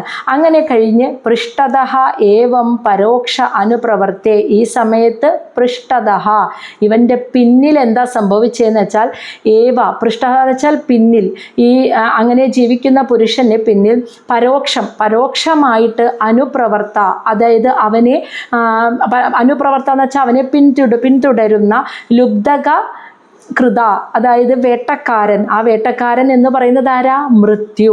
അതാണ് അന്ധക, ലുബ്ധക കൃതാന്ത, വേട്ടക്കാരനാകുന്ന മരണം. ആ മൃത്യു ശരേണ, തൻ്റെ കയ്യിൽ സൂക്ഷിച്ചു വെച്ചിരിക്കുന്ന ശരണത്തെ ഇഹ, ഈ ഭൂമിയിൽ ഈ ലോകത്ത് ജീവിക്കുന്ന എല്ലാവരുടെയും മേലെ പരാവിദ്യതി, ആ ശരം തൊടുത്തിട്ട് അവരെ അങ്ങോട്ട് ആ ശരീരത്തെ പിളർത്തി കളയുന്നു. എന്ന് വെച്ചാൽ മരണം വരുന്നു എന്നർത്ഥം. അതിനെയാണ് വേട്ടക്കാരൻ്റെ ശരം പിന്നിൽ വന്ന ആ മാനിൻ്റെ തറച്ചപ്പോൾ മാൻ ദുഃഖിച്ച് ഹൃദയം പിളർന്ന് വീണത് ഒന്ന് ചിന്തിക്കൂ എന്ന് പറഞ്ഞത്. അപ്പം കാലം കടന്നു പോകുന്നതിനെ പോലും ആ ഗൃഹസ്ഥാശ്രമ ജീവിതം സുഖിച്ച് ജീവിക്കുമ്പോൾ അയാൾ അറിയുന്നില്ല പുരുഷൻ. അങ്ങനെ ഇരിക്കെയാണ് പിന്നിൽ വന്ന് തന്നെ അതുവരെ തന്നെ പിന്തുടർന്നു പോന്നിരുന്ന, പരോക്ഷമായിട്ട്, പ്രത്യക്ഷത്തിൽ കാണാൻ പറ്റില്ലല്ലോ മരണത്തെ, പരോക്ഷമായി പിന്തുടരുന്ന വേട്ടക്കാരനാകുന്ന മരണം, ആ മൃത്യു തൻ്റെ ശരമെടുത്തിട്ട് ഈ പുരുഷൻ്റെ പിന്നിലേക്ക്, ഈ പുരുഷൻ്റെ അല്ല, ലോകത്തിലെ ഈ ലോകത്തിലെ എല്ലാത്തിൻ്റെ പിന്നിലേക്കും പിന്തുടർന്നു വന്ന് പിന്നിലേക്ക് ഈ ശരത്തെ പ്രയോഗിച്ച് അതിനെ പിളർത്തിക്കളയുന്നു. അഹോ രാജൻ, അല്ലയോ പ്രാചീന ബർഹിസ് രാജാവേ, ആത്മനഃ തം ഇമ, ഇപ്രകാരമുള്ള ഇത്തരത്തിലുള്ള ആ ഒരു അവസ്ഥയെ ഭിന്നഹൃദയ, ഹൃദയം പിളർന്നു കിടക്കുന്ന ആ ഗൃഹസ്ഥാശ്രമ ജീവിതം നയിച്ച ആ പുരുഷൻ്റെ അവസ്ഥയെ, അത് താൻ തന്നെയാണെന്ന് മനസ്സിലാക്കിയിട്ട് ദ്രഷ്ടും, അതിനെ കാണാൻ, ആ അവസ്ഥയെ, ആ ആളെ കാണാൻ, അർഹസി ഇതി, അങ്ങ് അർഹനാണ് എന്ന് വെച്ചാൽ അതൊന്ന് മനസ്സിലാക്കൂ, അതൊന്ന് ചിന്തിക്കൂ, അതിനെക്കുറിച്ച് മനസ്സിലാക്കൂ. ഇങ്ങനെ പുണ്യം കിട്ടാനും സുഖമായി ജീവിക്കാനും ലക്ഷ്യം വെച്ചുകൊണ്ട് ഇങ്ങനെ അതിൽ രമിച്ച് ജീവിക്കാതെ ഭൗതിക ജീവിതത്തിൻ്റെ പുണ്യവും സുഖവും ആഗ്രഹിച്ച് ആ കുടുംബം, ഭാര്യയിൽ രമിച്ച്, മക്കളുടെ കളിചിരിയിൽ രമിച്ച്, ഇതിലൊക്കെ പ്രകോപിതനായിട്ട് ഇങ്ങനെ ജീവിച്ചു പോരുമ്പോൾ കാലത്തിൻ്റെ നിമിഷങ്ങളാകുന്ന ദിനരാത്രങ്ങൾ കടന്നുപോയി വാർദ്ധക്യം വരും എനിക്ക് എന്നും ചിന്തിക്കാതെ ജീവിച്ചിങ്ങനെ പോകുമ്പോൾ കാണാം, ഒരു നിമിഷം പെട്ടെന്ന് തന്നെ അതുവരെ പിന്തുടർന്ന് പോന്നിരുന്ന വേട്ടക്കാരനാകുന്ന മൃത്യു തൻ്റെ ശരങ്ങൾ കൊണ്ട് പിന്നിൽ വന്ന് അങ്ങോട്ട് തറയ്ക്കും. അന്ന് അതോടുകൂടി വീണു. അങ്ങനെ വീണ് ഹൃദയം പിളർന്ന് കിടക്കുന്ന ഒരവസ്ഥയെക്കുറിച്ച് അങ്ങ് കാണൂ, അതിനെ കാണൂ, ആ അവസ്ഥയെക്കുറിച്ച് അങ്ങ് ചിന്തിക്കൂ, മനനം ചെയ്യൂ. ഇതാണ് ആ ഒരു മൃഗത്തിൻ്റെ, മാനിൻ്റെ ഒരു 4 വരി ജീവിതത്തെക്കുറിച്ച് പറഞ്ഞിട്ട് നാരദ മഹർഷി മനസ്സിലാക്കിയത്. അപ്പോൾ എപ്പോഴും ഈ സുഖം, പുണ്യം ഇതിനെക്കുറിച്ച് ചിന്തിക്കുന്നതോടൊപ്പം ഒരു മനുഷ്യൻ്റെ ജീവിതം പോകുന്നതിൽ ഇങ്ങനെയൊക്കെ ഒരു അവസ്ഥ വരും, ഇങ്ങനെ നാളെ ഞാൻ വീഴും എന്നൊക്കെ മനസ്സിലാക്കി അതിനെക്കുറിച്ച് ചിന്തിച്ചുകൊണ്ട് ജീവിക്കുക. അന്നേരം മനസ്സ് പിളരാതിരിക്കണമെങ്കിൽ ഇന്നേ മനസ്സിനെ ഞാൻ വിട്ടുപോകുന്നത്, ചലനമറ്റ് കിടക്കുന്നത് ശരീരമാണ്, ഞാനിരുന്ന വസ്തു ശരീരമാണ്, അത് ഞാനല്ല എന്ന തിരിച്ചറിവിലേക്ക് അങ്ങ് വന്നാൽ ആ പിന്നിൽ വന്ന് മൃത്യുവിൻ്റെ ശരങ്ങൾ തറയ്ക്കുമ്പോൾ വേദനിക്കില്ല, ഹൃദയം വേദനിക്കില്ല. കാരണം പോകുന്നത് ഞാനല്ല, അത് ഇവിടെ ഈ ചലനമറ്റ് കിടക്കുന്നത് വെറും ശരീരം മാത്രമാണ്, ഞാൻ സ്വീകരിച്ചു വന്ന ശരീരം മാത്രമാണെന്ന് തിരിച്ചറിയൂ. അതിനെക്കുറിച്ച് അങ്ങ് ചിന്തിക്കൂ എന്ന് പ്രാചീന ബർഹിസിനെ പറഞ്ഞു കൊടുത്തു. ശ്ലോകം 55. സാ ത്വം വിചക്ഷ്യ മൃഗചേഷ്ടിതം ആത്മനഃ അന്ധചിത്തം നിയച്ഛ ഹൃദി കർണധുനീം ച ചിത്തേ ജഹി അങ്കനാശ്രമം അസത്തമ യൂതഘാതം പ്രീണിഹി ഹംസശരണം വിരമക്രമേണ. സഹത്വം, ഇനി അങ്ങനെ മനസ്സിലാക്കിയ അങ്ങ്, അതായത് മൃഗചേഷ്ടി ആത്മനഃ, അങ്ങ് മൃഗചേഷ്ടിതം, ഇതുപോലെ ഒരു മാനിൻ്റെ പ്രവൃത്തി തന്നിലുമുണ്ടെന്ന് വിചക്ഷ്യ, മനസ്സിലാക്കി കഴിഞ്ഞാൽ അപ്പം അങ്ങ് എന്താ ചെയ്യേണ്ടത്? അപ്പം അങ്ങ് ചിന്തിക്കുക, അങ്ങയുടെ ഉള്ളിൽ നമ്മൾ ഓരോരുത്തരും ചിന്തിക്കാം, ആ മാനിനെ പോലെയാണോ ഞാൻ ജീവിക്കുന്നത്? അങ്ങനെ എന്ന് സ്വയം ചിന്തിച്ചിട്ട് വിചക്ഷ്യ, അങ്ങനെ ചിന്തിച്ചിട്ട് സഹാത്വം, അങ്ങനെയുള്ള അങ്ങ് ചിത്തം നിയച്ച, മനസ്സിനെ നിയന്ത്രിക്കുക, ചിന്തകളെ നിയന്ത്രിക്കുക. കർണധൂനി ഹൃദയം, കർണധൂനി ചെവിയിലൂടെ കേട്ട് മനസ്സിലേക്ക് സ്വീകരിക്കുന്ന എല്ലാ ഭൗതിക വിഷയങ്ങളെക്കുറിച്ചുള്ള ചിന്തകളെയും നിയന്ത്രിക്കുക. എന്നിട്ട് ജഹി ഉപേക്ഷിക്കുക, അങ്കനാശ്രമം ഈ ഗൃഹസ്ഥാശ്രമ ജീവിതം, അസത്തമ യൂതകതാം, അതായത് ഭാര്യയും മക്കളും എല്ലാം കൂടിയിട്ടുള്ള ഈ ഒരു എന്താ പറയുക, യഥാർത്ഥമല്ലാത്ത ഭൗതികമായ ആസക്തി നിറഞ്ഞ ഈ കുടുംബജീവിതം അങ്ങ് ഉപേക്ഷിക്കുക. ഇങ്ങനെ പ്രാചീന ബർഹിസിന് പറഞ്ഞു കൊടുക്കാൻ കാരണം എന്താ? പ്രാചീന ബർഹിസ് ഗൃഹസ്ഥാശ്രമ ജീവിതം നയിക്കേണ്ട പ്രായമല്ല. അപ്പോൾ അദ്ദേഹം വാനപ്രസ്ഥം കൂടി കഴിയേണ്ട സമയം കഴിഞ്ഞു, മനസ്സിലായ? എന്നിട്ടും അദ്ദേഹം ഉപേക്ഷിക്കുന്നില്ല, മനസ്സിലായില്ലേ? പ്രാചീന ബർഹിസ് വാനപ്രസ്ഥത്തിലേക്ക് കടക്കേണ്ട, മനസ്സിനെ ആ തലത്തിലേക്ക് തിരിക്കേണ്ട സമയം കഴിഞ്ഞിട്ടും അത് ചെയ്യാതെ ഈ പുണ്യവും സുഖവും അനുഭവിക്കാൻ വേണ്ടി ഇങ്ങനെ പൂജാതി കർമ്മങ്ങൾ, യാഗയജ്ഞാതി കർമ്മങ്ങൾ ചെയ്തുകൊണ്ട് നടക്കുകയാണ്. അതുകൊണ്ടാണ് ഗൃഹസ്ഥാശ്രമ ജീവിതം ഉപേക്ഷിക്കാൻ പറയുന്നത് കേട്ടോ. അല്ലാതെ ഒരു ഗൃഹസ്ഥാശ്രമി ആ കാലഘട്ടങ്ങളിൽ ഒരിക്കലും ആ ജീവിതത്തെ ഉപേക്ഷിക്കരുത്. കാരണം 4 വർണ്ണങ്ങളിലും 4 ആശ്രമങ്ങളിലും ചെയ്യേണ്ട കർമ്മങ്ങൾ ചെയ്യണമെന്ന് തന്നെയാണ് ഭഗവാൻ പറഞ്ഞു വെച്ചിരിക്കുന്നത്. ഇവിടെ പ്രാചീന ബർഹിസിന് ഗൃഹസ്ഥാശ്രമവും കഴിഞ്ഞു, വാനപ്രസ്ഥവും കഴിയാറായി, എന്നിട്ടും പുണ്യത്തിനും സുഖത്തിനും വേണ്ടി ജീവിക്കുന്നത് കണ്ടതുകൊണ്ടാണ് അങ്ങ് ഈ സുഖം നിറഞ്ഞ ഗൃഹസ്ഥാശ്രമം, ആ മാനിനെ പോലെ കർമ്മം ചെയ്ത് ജീവിക്കുന്നവനാണ് ഞാൻ എന്ന് അങ്ങ് സ്വയം ചിന്തിച്ചു നോക്കൂ. അങ്ങനെ മനസ്സിലായി കഴിഞ്ഞാൽ അങ്ങ് ഇതൊക്കെ ഉപേക്ഷിക്കാം. ഈ ചിന്തകളെ ഒക്കെ ഉപേക്ഷിച്ച് മനസ്സിനെ നിയന്ത്രിച്ചിട്ട് ഈ ഗൃഹസ്ഥാശ്രമ ജീവിതവും ഈ ഭാര്യ മക്കളെ ഈ കെട്ടുപാടുകളെയൊക്കെ ഉപേക്ഷിച്ചിട്ട് പ്രീണിഹി, ഭഗവാനെ സന്തോഷിപ്പിക്കുക, ഭഗവാനെ സംതൃപ്തനാക്കാൻ ഹംസശരണം, മഹാത്മാക്കളായ ഗുരുക്കന്മാരുടെ പാദങ്ങളിൽ ശരണം പ്രാപിച്ച് ശരിയായ അറിവ് നേടിയിട്ട് വിരമക്രമേണ, വിരക്തിയിലേക്ക് പതുക്കെ വരൂ. എന്ന് വെച്ചാൽ വാനപ്രസ്ഥം എന്ന് വെച്ചാൽ വിരക്തിയോടുകൂടി കഴിയേണ്ട ആ വിരക്തിയിലേക്ക്, അതായത് ഈ ഭൗതിക സുഖത്തിനോടുള്ള മമത, ആസക്തി അതില്ലാതെ അതിൽ നിന്ന് മനസ്സിനെ വിടിയിക്കുന്ന വിരക്തിയിലേക്ക് അങ്ങ് പതുക്കെ വരിക. അതിനാദ്യം പരമഹംസന്മാരായ യോഗികളുടെ പാദങ്ങളിൽ ശരണം പ്രാപിക്കുക, അവരിൽ നിന്ന് അറിവ് നേടുക. അപ്പോൾ ഭഗവാൻ പൂർണ്ണമായും സംതൃപ്തനാവും. അങ്ങനെയാണ് ഭഗവാനെ സംപ്രീതനാക്കാൻ സാധിക്കുകയുള്ളൂ എന്ന് പറഞ്ഞു കൊടുത്തു. ഇനി ശ്ലോകം 56. ഇതൊക്കെ കേട്ടപ്പോൾ രാജോവാച, പ്രാചീന ബർഹിസ് പറയാണ്, ശ്രുതം അന്വീക്ഷിതം ബ്രഹ്മൻ ഭഗവാൻ യദഭാഷത ന ഏതത് ജാനന്തി ഉപാധ്യായഃ കിം ന ഭൂയുഹു വിദുഹു യതി.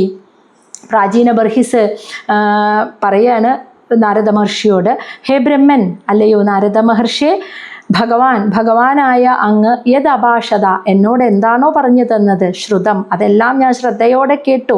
അന്വീക്ഷിതം, ഞാൻ അതിനെക്കുറിച്ച് ഇപ്പോൾ മനനം ചെയ്തുകൊണ്ടിരിക്കുകയാണ്. ഞാൻ വെറുതെ കേട്ടു തള്ളുകയല്ല, അതിനെക്കുറിച്ച് തന്നെ മനസ്സിലിട്ട് ഞാനിപ്പോൾ ഇങ്ങനെ ചിന്തിച്ച് പക്ഷേ ഞാൻ ഒരു കാര്യം പറയാം, നാ ഏതത് ജാനന്തി, ഇതൊന്നും തന്നെ ഞാൻ ഇതിനു മുന്നേ അറിഞ്ഞിട്ടില്ല. ഈ അറിവ് ഉപാധ്യായ എന്ന് വെച്ചാൽ എന്നെ പഠിപ്പിച്ചു തന്ന, എനിക്ക് വേദങ്ങളും കർമ്മങ്ങളും പഠിപ്പിച്ചു തന്ന എൻ്റെ ആചാര്യന്മാരിൽ നിന്നും ഞാൻ ഇതൊന്നും ഇതിനു മുൻപേ ഈ അറിവ് ഞാൻ നേടിയിട്ടില്ല. ഇനി യതി, അവർക്ക് വിദു ന കിം ന ബ്രൂയുഹു, അതായത് അവർക്കിത് അറിയാത്തത് കൊണ്ടാണോ എനിക്കിത് പറഞ്ഞു തരാതിരുന്നത്? വേദകർമ്മങ്ങളും കർമ്മങ്ങളെക്കുറിച്ചും എന്നെ പഠിപ്പിച്ചു തന്ന എൻ്റെ ആചാര്യന്മാർക്ക് ഇതൊന്നും അറിയില്ലേ? അതുകൊണ്ടാണോ അവരെനിക്കിത് പറഞ്ഞു തരാതിരുന്നത്?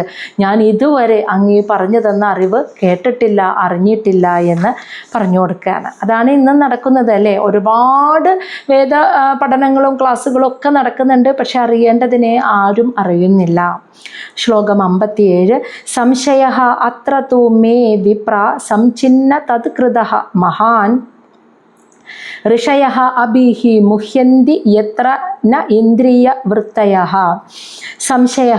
സംശയങ്ങൾ അത്ര എന്ന് വെച്ചാൽ ഈ ഒരു കാര്യത്തിലുള്ള, തു അങ്ങ്, മേ വിപ്ര അല്ലയോ മഹർഷേ, എൻ്റെ മനസ്സിലെ തത്കൃതഃ മഹാൻ, അതായത് തത്കൃതഃ എൻ്റെ മനസ്സിൽ എൻ്റെ ആചാര്യന്മാർ പഠിപ്പിച്ചു തന്നതിൽ നിന്നും എൻ്റെ മനസ്സിലുണ്ടായിരുന്ന മഹാൻ വളരെ വലിയ സംശയഃ, കുറേ സംശയങ്ങൾ എൻ്റെ മനസ്സിലുണ്ടായിരുന്നു. ഞാൻ ഇതുവരെ അറിഞ്ഞ കാര്യങ്ങളിൽ ഒരുപാട് സംശയങ്ങൾ എൻ്റെ മനസ്സിലുണ്ടായിരുന്നു. അതെല്ലാം അങ്ങ് ഇപ്പോൾ മാറ്റി തന്നിരിക്കുന്നു. എനിക്കിപ്പോൾ എല്ലാം മനസ്സിലായി, എല്ലാ സംശയങ്ങളും അങ്ങ് ഇല്ലാതാക്കി തന്നിരിക്കുന്നു.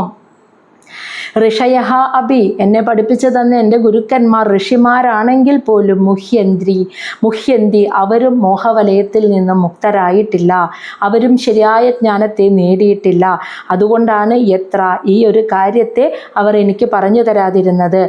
അതുകൊണ്ട് ന ഇന്ദ്രിയ വൃത്തയഃ, ന സാധിക്കില്ല, ഇന്ദ്രിയ വൃത്തയഃ ഇന്ദ്രിയങ്ങൾ കൊണ്ട് ചെയ്യുന്ന കർമ്മങ്ങൾ കൊണ്ടൊന്നും ഈ ശാശ്വതമായ സ്വസ്തിയെ നേടാൻ സാധിക്കില്ല എന്ന കാര്യം അവർക്കും അറിയില്ല. അതുകൊണ്ടാണ് അവർ ഇന്ദ്രിയ കർമ്മങ്ങൾ എന്നെ പഠിപ്പിച്ചുകൊണ്ടിരുന്നത്. അതായത് പഞ്ചേന്ദ്രിയങ്ങൾ കൊണ്ടും കർമ്മേന്ദ്രിയങ്ങൾ കൊണ്ടും കുറേ പുണ്യം, യാഗകർമാദികൾ ചെയ്താൽ പുണ്യം കിട്ടുമെന്ന്. പക്ഷേ ഇന്ദ്രിയങ്ങൾ കൊണ്ട് ചെയ്യുന്ന പ്രവൃത്തികൾ കൊണ്ടൊന്നും ഈ ഒരു പരമസത്യത്തെ അറിയാൻ സാധിക്കില്ല എന്ന് അവർക്കറിയില്ല. അവർ ഋഷിമാരായിരിക്കാം, പക്ഷേ ശരിയായ ജ്ഞാനം അവർ നേടിയിട്ടില്ല. അവരിപ്പോഴും മോഹവലയത്തിലാണ്. അതുകൊണ്ടാണ് മോഹങ്ങളും ആഗ്രഹങ്ങളും ഉണ്ടാക്കി അതിൻ്റെ ഫലത്തെ അനുഭവിക്കാനുള്ള കർമ്മങ്ങൾ എന്നെ പഠിപ്പിച്ചു കൊണ്ടിരുന്നത്. അവർക്കും അതറിയില്ലായിരുന്നു. എന്നിട്ട് പ്രാചീന ബർഹിസ് ഒരു ചോദ്യം നാരദ മഹർഷിയോട് ചോദിക്കുകയാണ്. ശ്ലോകം 58, 58, 59. നമ്മുടെ എല്ലാവരുടെ ഉള്ളിലുണ്ടാകുന്ന ഒരേ ഒരു ചോദ്യം വളരെ ശ്രദ്ധിച്ച് കേട്ടാലേ മനസ്സിലാവുള്ളൂ.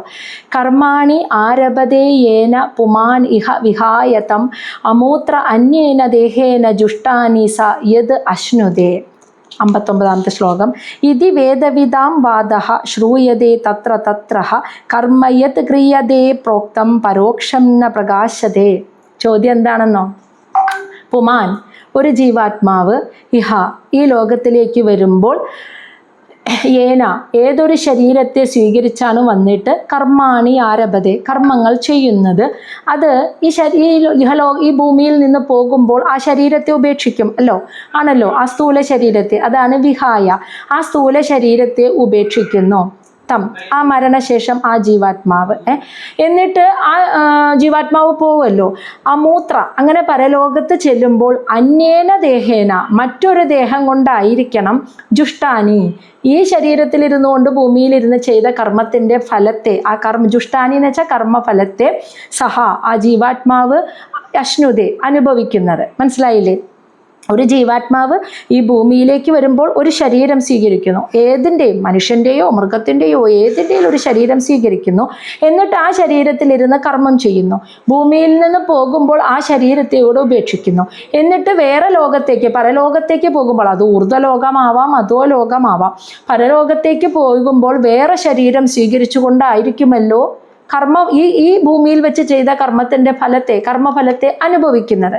അതായത് നമ്മൾ തൊട്ട് മുന്നേയുള്ള കഥകളിലൊക്കെ കേട്ടല്ലോ, പ്രാചീന ബർഹിസിനോടൊക്കെ നാരദ മഹർഷി പറഞ്ഞു കൊടുത്ത കാര്യം ഓർമ്മയുണ്ടല്ലോ. പുരഞ്ജനൻ്റെ രാജാവിൻ്റെ കഥ. ഈ ഒരുപാട് മൃഗങ്ങളെ വധിച്ച് മൃഗബലി നടത്തിയിട്ട് പുരഞ്ജനൻ മരിച്ചു പോയിട്ട് പിന്നെ ആത്മാവ് സൂക്ഷ്മ ശരീരം പോയി കഴിഞ്ഞപ്പോൾ ആ വധിച്ച മൃഗങ്ങൾ പരലോകത്ത് അദ്ദേഹത്തെ ശിക്ഷിക്കാൻ കാത്തിരിക്കുകയായിരുന്നു. കോപത്തോടുകൂടി വാളുകൊണ്ട് അദ്ദേഹത്തിൻ്റെ ശരീരത്തെ കഷ്ണമാക്കി കളഞ്ഞു എന്ന് പറയുന്നില്ലേ? അപ്പം അത് ഏത് ശരീരത്തിന്? ഇതാണ് ഇവിടെ പ്രാചീന ബർഹിസ് സംശയം ചോദിക്കുന്നത്. ഭൗതിക ശരീരത്തെ ഉപേക്ഷിച്ചിട്ട് പരലോകത്തേക്ക് പോകുമ്പോൾ വേറൊരു ശരീരം എടുക്കുന്നുണ്ട്. അതുകൊണ്ടാണല്ലോ ആ ശരീരം വെച്ചുകൊണ്ടാണല്ലോ ഈ കർമ്മഫലത്തെ അനുഭവിക്കുന്നത്. മനസ്സിലായല്ലോ ചോദ്യം? ഇതി ഇങ്ങനെ വേദവിതാം വാദഹ വേദജ്ഞന്മാർ പറയുന്നത് തത്ര തത്ര അവിടെയും ഇവിടെയും ആയിട്ട് ശ്രൂയതേ ഞാൻ കേട്ടിട്ടുണ്ട്. കർമ്മ യത് ഏതൊരു കർമ്മത്തെയാണോ ക്രിയതേ ചെയ്യുന്നത് പ്രോക്തം വേദങ്ങൾ പറയുന്നത് പോലെ ചെയ്യുന്ന കർമ്മങ്ങൾക്കൊക്കെ പരോക്ഷം അതിൻ്റെ കർമ്മഫലം പ്രത്യക്ഷമാണോ? അല്ലോ, പരോക്ഷമായിരിക്കും ആ ഫലം. അത് ന പ്രകാശതേ അതായത് പ്രത്യക്ഷത്തിൽ പ്രകടമാവാത്ത ഈ പരോക്ഷമായ കർമ്മഫലത്തെ ഏത് ശരീരം വെച്ചാണ് അനുഭവിക്കുന്നത്? അതാണ് ചോദ്യം പ്രാചീന ബർഹിസിൻ്റെ. മനസ്സിലായല്ലോ അല്ലേ? ഈ ശരീരത്തിൽ നിന്ന് പോകുമ്പോൾ നമ്മൾ ഇതിന് മുന്നേയും കേട്ടിട്ടുണ്ട്, നായക്കൾ കടിക്കും.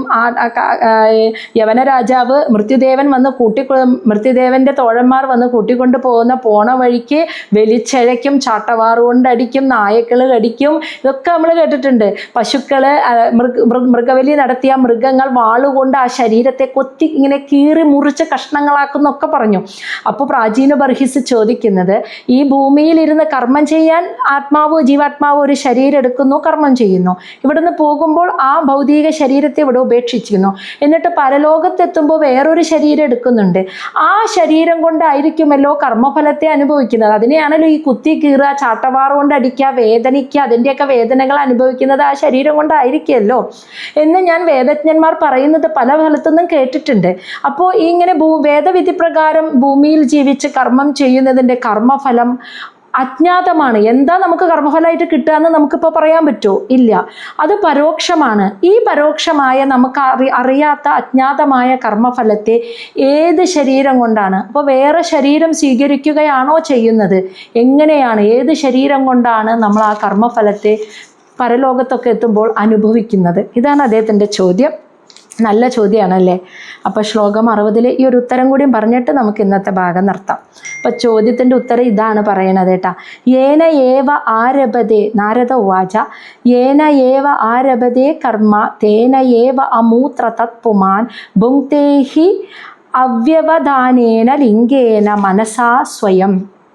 നാരദ മഹർഷി പറഞ്ഞു കൊടുക്കുകയാണ്, പുമാൻ ഒരു മനുഷ്യൻ ഏന ഏവ അതായത് ഒരു ശരീരം കൊണ്ടാണ് കർമ്മം ചെയ്യുന്നത്. ആരഭതേ എന്ന് വെച്ചാൽ കർമ്മം ചെയ്യുന്നത്. ആരഭതേ കർമ്മ ഒരു മനുഷ്യൻ ഒരു ജീവാത്മാവ് ഭൂമിയിലേക്ക് വന്ന് ഒരു ശരീരം സ്വീകരിക്കുന്നു. ഏത് ശരീരം കൊണ്ടാണോ കർമ്മം ആരംഭിക്കുന്നത് തേന ഏവ ആ സ്ഥൂല ശരീരം അതിനെ അമൂത്ര എന്ന് വെച്ചാൽ മറ്റൊരു ലോകത്തേക്ക്, അമൂത്രം എന്ന് വെച്ചാൽ അടുത്ത ജീവിതത്തിൽ അതായത് മറ്റൊരു പരലോകത്തേക്ക് പോകുമ്പോൾ ഭുങ്ക്തേ എന്ന് വെച്ചാൽ ആ കർമ്മഫലത്തെ അനുഭവിക്കുന്നത് ഹി അവ്യവധാനേന എന്ന് വെച്ചാൽ മാറ്റമില്ലാത്ത മറ്റൊരു അതായത് വേറൊരു ശരീരം പരലോകത്ത് ചെല്ലുമ്പോൾ വേറൊരു ശരീരത്തെ സ്വീകരിച്ച് കർമ്മഫലത്തെ അനുഭവിക്കുന്നു എന്നല്ലേ ചോദിച്ചേ?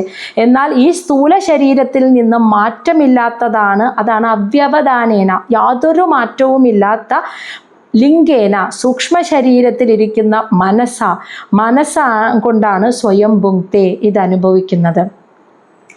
അതായത് ഒരു മനുഷ്യൻ ഭൂമിയിൽ വരുമ്പോൾ ഏതൊരു ശരീരം എടുത്താണോ കർമ്മം ചെയ്യുന്നത്, ആ കർമ്മം ചെയ്ത് ഭൂമിയിൽ നിന്ന് മരിച്ചു പോകി പരലോകത്തെത്തുമ്പോൾ ഈ ഭൗതിക ശരീരത്തിൽ നിന്നും യാതൊരു മാറ്റവുമില്ലാത്ത സൂക്ഷ്മ ശരീരത്തിലെ മനസ്സുകൊണ്ടാണ് ഈ കർമ്മത്തെ അനുഭവിക്കുന്നത്. ഈ ഭൗതിക ശരീരത്തിൽ നിന്നും സൂക്ഷ്മ ശരീരത്തിന് യാതൊരു മാറ്റവുമില്ലാന്ന്. ഇത് രണ്ടും ഒന്ന് തന്നെയാണ്. ഭൗതിക ശരീരം വേറെ, സൂക്ഷ്മ ശരീരം വേറെയല്ല. ഭൗതിക ശരീരത്തിൽ നിന്നും സൂക്ഷ്മ ശരീരത്തിന് യാതൊരു മാറ്റവുമില്ല, ഒരേപോലെ തന്നെയാണ്. അങ്ങനെ യാതൊരു മാറ്റവുമില്ലാത്ത സൂക്ഷ്മ ശരീരത്തിലെ മനസ്സുകൊണ്ടാണ് ഇതെല്ലാം അവൻ അനുഭവിക്കുന്നത്. ഇനി ഭൗതിക ശരീരത്തിലിരിക്കുമ്പോഴും ആ ജീവാത്മാവ് അനുഭവിക്കുന്നത് എന്തുകൊണ്ടാണ്? എല്ലാ വിഷയങ്ങളും അനുഭവിക്കുന്നത് മനസ്സുകൊണ്ട് തന്നെയാണ് അല്ലേ?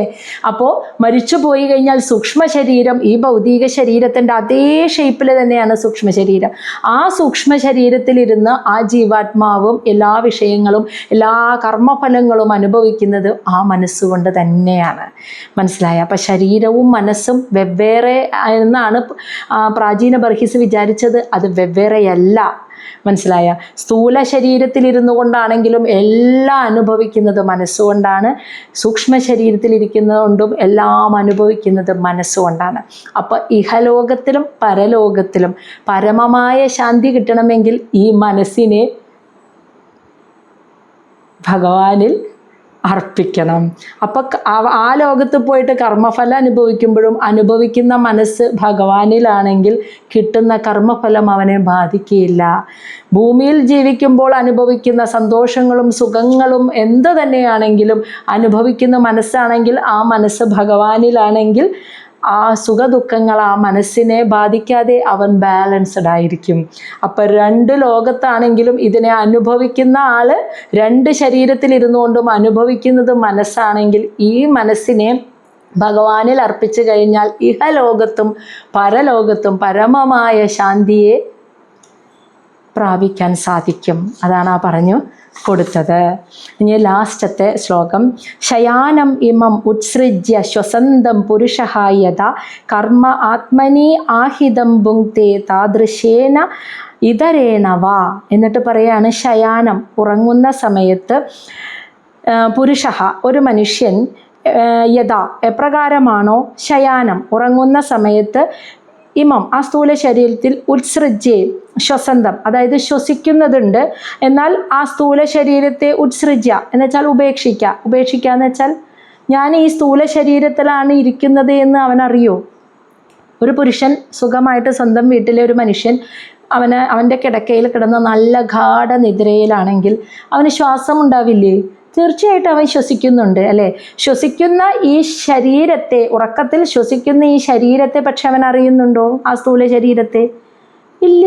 നമ്മൾ സുഖമായിട്ട് ഉറങ്ങായിരിക്കും, പക്ഷെ ശ്വസന പ്രക്രിയ അവിടെ നടക്കണ്ടാവും ഇല്ലേ? അതില്ലെങ്കിൽ നമ്മൾ മരിച്ചു പോയില്ലേ? അത് ശ്വാസം വലിക്കലും വിടലും ഉണ്ട്. പക്ഷെ ഈ വലിച്ച് വിട്ട് നിൽക്കുന്ന ഈ ശരീരത്തെ നമ്മൾ അറിയുന്നുണ്ടോ? ഇല്ല. ഗാഢ നിദ്രയിലായിരിക്കും. ആ ഉറക്കത്തിൽ നമ്മൾ സ്വപ്നം കാണുകയാണെന്ന് വിചാരിക്കാം. നമ്മൾ സ്വപ്നം കാണുന്നത് ഒരു ഏതെങ്കിലും ഇപ്പോൾ ഗുരുവായൂർ അമ്പലത്തിൽ പോകുന്നതായിട്ടാണ് നമ്മൾ സ്വപ്നം കാണുന്നത്. ആ സ്വപ്നത്തിൽ നമ്മൾ കാണുന്ന നമ്മുടെ ശരീരം ഏത് രൂപത്തിലായിരിക്കും? ഇതേ ഇപ്പം നമ്മൾ കണ്ണാടിയിൽ കാണുന്ന നമ്മുടെ ഇതേ രൂപത്തിലുള്ള ശരീരമായിരിക്കും ആ പോണത് അല്ലേ? നമ്മൾ സ്വപ്നം കാണുമ്പോൾ നമ്മൾ നല്ല വസ്ത്രമൊക്കെ ധരിച്ച് അമ്പലത്തിൽ ഇങ്ങനെ തൊഴാൻ പോകുന്നതായിട്ട് നമ്മളിങ്ങനെ സ്വപ്നം കാണുമ്പോൾ നമ്മുടെ മനസ്സിൽ ആ സ്വപ്നം കാണുന്ന നമ്മളിങ്ങനെ നടന്നു പോകുന്ന ആ രൂപം ഈ കട്ടിലുമ്മ കിടക്കുന്ന അതേ രൂപമായിരിക്കും. പക്ഷെ യഥാർത്ഥത്തിൽ നമ്മൾ അവിടെ പോകുന്നുണ്ടോ? ഇല്ല. നമ്മൾ യഥാർത്ഥത്തിൽ ഈ കട്ടിലുമ്മ കിടക്കുകയാണ്, നമ്മൾ ഉറങ്ങുന്നു, നമ്മൾ ശ്വാസം വലിച്ചു വിടുന്നു. പക്ഷെ നമ്മളിവിടെ കട്ടിലുമ്മ കിടക്കുന്നു, ശ്വാസം വലിച്ചു വിടുന്നു എന്നൊന്നും നമ്മൾ അറിയുന്നില്ല. നമ്മുടെ സ്ഥൂല ശരീരം എന്താ ചെയ്യണേന്നൊന്നും നമ്മൾ അറിയണില്ല. നമ്മൾ അപ്പോൾ സ്വപ്നത്തിൽ കാണുകയാണ് നമ്മളിങ്ങനെ നടന്ന് അമ്പലത്തിലേക്ക് കയറി പോകുന്നു, തൊഴുന്നു എന്ന്. ആ കാണുന്ന നമ്മുടെ രൂപത്തിന് ഇതേ രൂപം തന്നെയായിരിക്കും അല്ലേ? ഇതേ രൂപം തന്നെയായിരിക്കും നമ്മൾ ആ കാണുന്നത്. അപ്പോൾ ആ കാണുന്ന സൂക്ഷ്മ ശരീരമാണ് ഇതെന്ന്. ഈ സ്ഥൂല ശരീരത്തിൻ്റെ അതേ രൂപത്തിൽ തന്നെയാണ് സൂക്ഷ്മ ശരീരം. നമ്മുടെ ഫേസും നമ്മുടെ ശരീരവും ഒക്കെ ഉയരം നീതൊക്കെ അതുപോലെ. അപ്പോൾ ഈ സ്ഥൂല ശരീരം പോലെ തന്നെയാണ് ആ സൂക്ഷ്മ ശരീരവും ഇരിക്കുന്നത്. കർമ്മ ആത്മനി ആഹിതം ഭുക്തേ. കർമ്മത്തെ ആ ശരീരത്തിലിരുന്ന് കർമ്മം ആത്മനി കർമ്മത്തെ മനസ്സുകൊണ്ട് ആഹിതം നിർവഹിക്കുന്നു. അപ്പോൾ സ്വപ്നം കാണുമ്പോൾ നമ്മൾ ആ ക്ഷേത്രത്തിൽ ഇങ്ങനെ തൊഴുതിറങ്ങുന്നത് ശരിക്കും സ്ഥൂല ശരീരം പോണില്ലല്ലോ, മനസ്സുകൊണ്ടാണ് അല്ലേ? മനസ്സുകൊണ്ട് നമ്മളിങ്ങനെ കാണുകയാണ്, നമ്മളിങ്ങനെ നടന്നു പോകുന്നു, തൊഴുതിറങ്ങുന്നു എന്ന്. അപ്പോൾ ആ കർമ്മത്തെ നിർവഹിക്കുന്നത് ആരാ? മനസ്സാണ്. അങ്ങനെ ആഹിതം എന്ന് വെച്ചാൽ നിർവഹിക്കുന്നു. ഇനി ഭുങ്ക്തേ തദൃശ്യേന ഇതരേണ വ. തദൃശ്യേന നമ്മുടെ തന്നെ സ്വന്തം ശരീരത്തിൽ ഇതരേണ ഇതിൽ നിന്നും വ്യത്യസ്തമല്ലാത്ത, എന്നാൽ യാതൊരു വ്യത്യാസവും ഇല്ലാത്ത സൂക്ഷ്മ ശരീരം കൊണ്ടാണ് ഭുങ്ക്തേ നമ്മൾ ഇതൊക്കെ അനുഭവിക്കുന്നത്. അതായത് സ്വപ്നത്തിൽ ഉറങ്ങിക്കിടക്കുമ്പോൾ ശ്വാസം വലിച്ചു വിടുന്ന നമ്മുടെ സ്ഥൂല ശരീരത്തെ നമ്മൾ അറിയണില്ല. പക്ഷെ നമ്മൾ കാണുകയാണ് നമ്മളിങ്ങനെ ഏതോ ഒരു സ്ഥലത്തേക്ക് പോകുന്നു, ഇഷ്ടപ്പെട്ട ഒരു കാര്യം അല്ലെങ്കിൽ മോശപ്പെട്ട ഒരു കാര്യം. ഇപ്പോൾ ഒരു പാമ്പ് നമ്മളെ കൊത്താൻ വരുന്നു, നമ്മളിങ്ങനെ ഓടുന്നു. ഇത് നമ്മളിങ്ങനെ സ്വപ്നം കാണുക. ഒരു പാമ്പ് നമ്മളിങ്ങനെ പിന്നാലെ വരുന്നു, നമ്മൾ ഓടുന്നു. നമ്മൾ യഥാർത്ഥത്തിൽ ഓടുന്നുണ്ടോ? നമ്മൾ സുഖമായ കട്ടിലുമ്പോൾ കിടന്നുറങ്ങുക. പക്ഷെ നമ്മൾ കാണുന്ന നമ്മുടെ രൂപം ഇത് തന്നെയാണ്. നമ്മൾ ഓടുമ്പോൾ നമ്മൾ കാണുന്ന അതേ രൂപം ഇപ്പം ഈ ഭൗതിക ശരീരത്തിൻ്റെ അതേ രൂപത്തിൽ തന്നെയാണ് നമ്മളിങ്ങനെ ഓടുന്നു, പാമ്പ് കൊത്താൻ വരുന്നു. ഈ ഒരു കർമ്മത്തെ, ഈ ഓടുക എന്ന കർമ്മത്തെ നമ്മൾ യഥാർത്ഥത്തിൽ എന്തുകൊണ്ടാണ് കാണുന്നത്? മനസ്സുകൊണ്ടാണ് കാണുന്നത്. ആ മനസ്സിരിക്കുന്ന സൂക്ഷ്മ ശരീരത്തിന് ഈ സ്ഥൂല ശരീരത്തിൽ നിന്ന് പ്രത്യേകിച്ച് വ്യത്യാസമൊന്നുമില്ല. യാതൊരു വ്യത്യാസവുമില്ലാത്ത ആ സൂക്ഷ്മ ശരീരത്തിലിരിക്കുന്ന മനസ്സുകൊണ്ടാണ് നമ്മൾ ഈ സ്വപ്നം കണ്ട് നമ്മളിങ്ങനെ ഓടുന്നു എന്നുള്ള കർമ്മം ചെയ്യുന്നതും അതിനെ അനുഭവിക്കുന്നതും ആ മനസ്സുകൊണ്ടാണ്. അപ്പം സ്വപ്നത്തിൽ നടക്കുന്നത് യാഥാർത്ഥ്യമല്ല, ആ സൂക്ഷ്മ ശരീരം ഇങ്ങനെ പോകുന്നു, ഇതേ രൂപത്തിൽ തന്നെ പോകുന്നു, പാമ്പ് വരുന്നു, ഓടുന്നു. ഇതൊക്കെ നമ്മൾ ഈ ഓടുന്ന കർമ്മത്തെയൊക്കെ നമ്മൾ കാണുന്നത്, ആ കർമ്മം ചെയ്യുന്നതും മനസ്സുകൊണ്ട്. ഇതൊക്കെ നമ്മൾ ആ ഭയത്തെ ഒക്കെ നമ്മൾ അനുഭവിക്കുന്നതും മനസ്സുകൊണ്ടാണ്. ഇനി ഭൂമിയിലെ ഭൗതിക ശരീരത്തിലേക്ക് വരിക. ഭൗതിക ശരീരത്തിൽ വരുമ്പോൾ ഇന്നിപ്പോൾ ക്ലാസ്സിന് കയറണം എന്ന പ്രവൃത്തി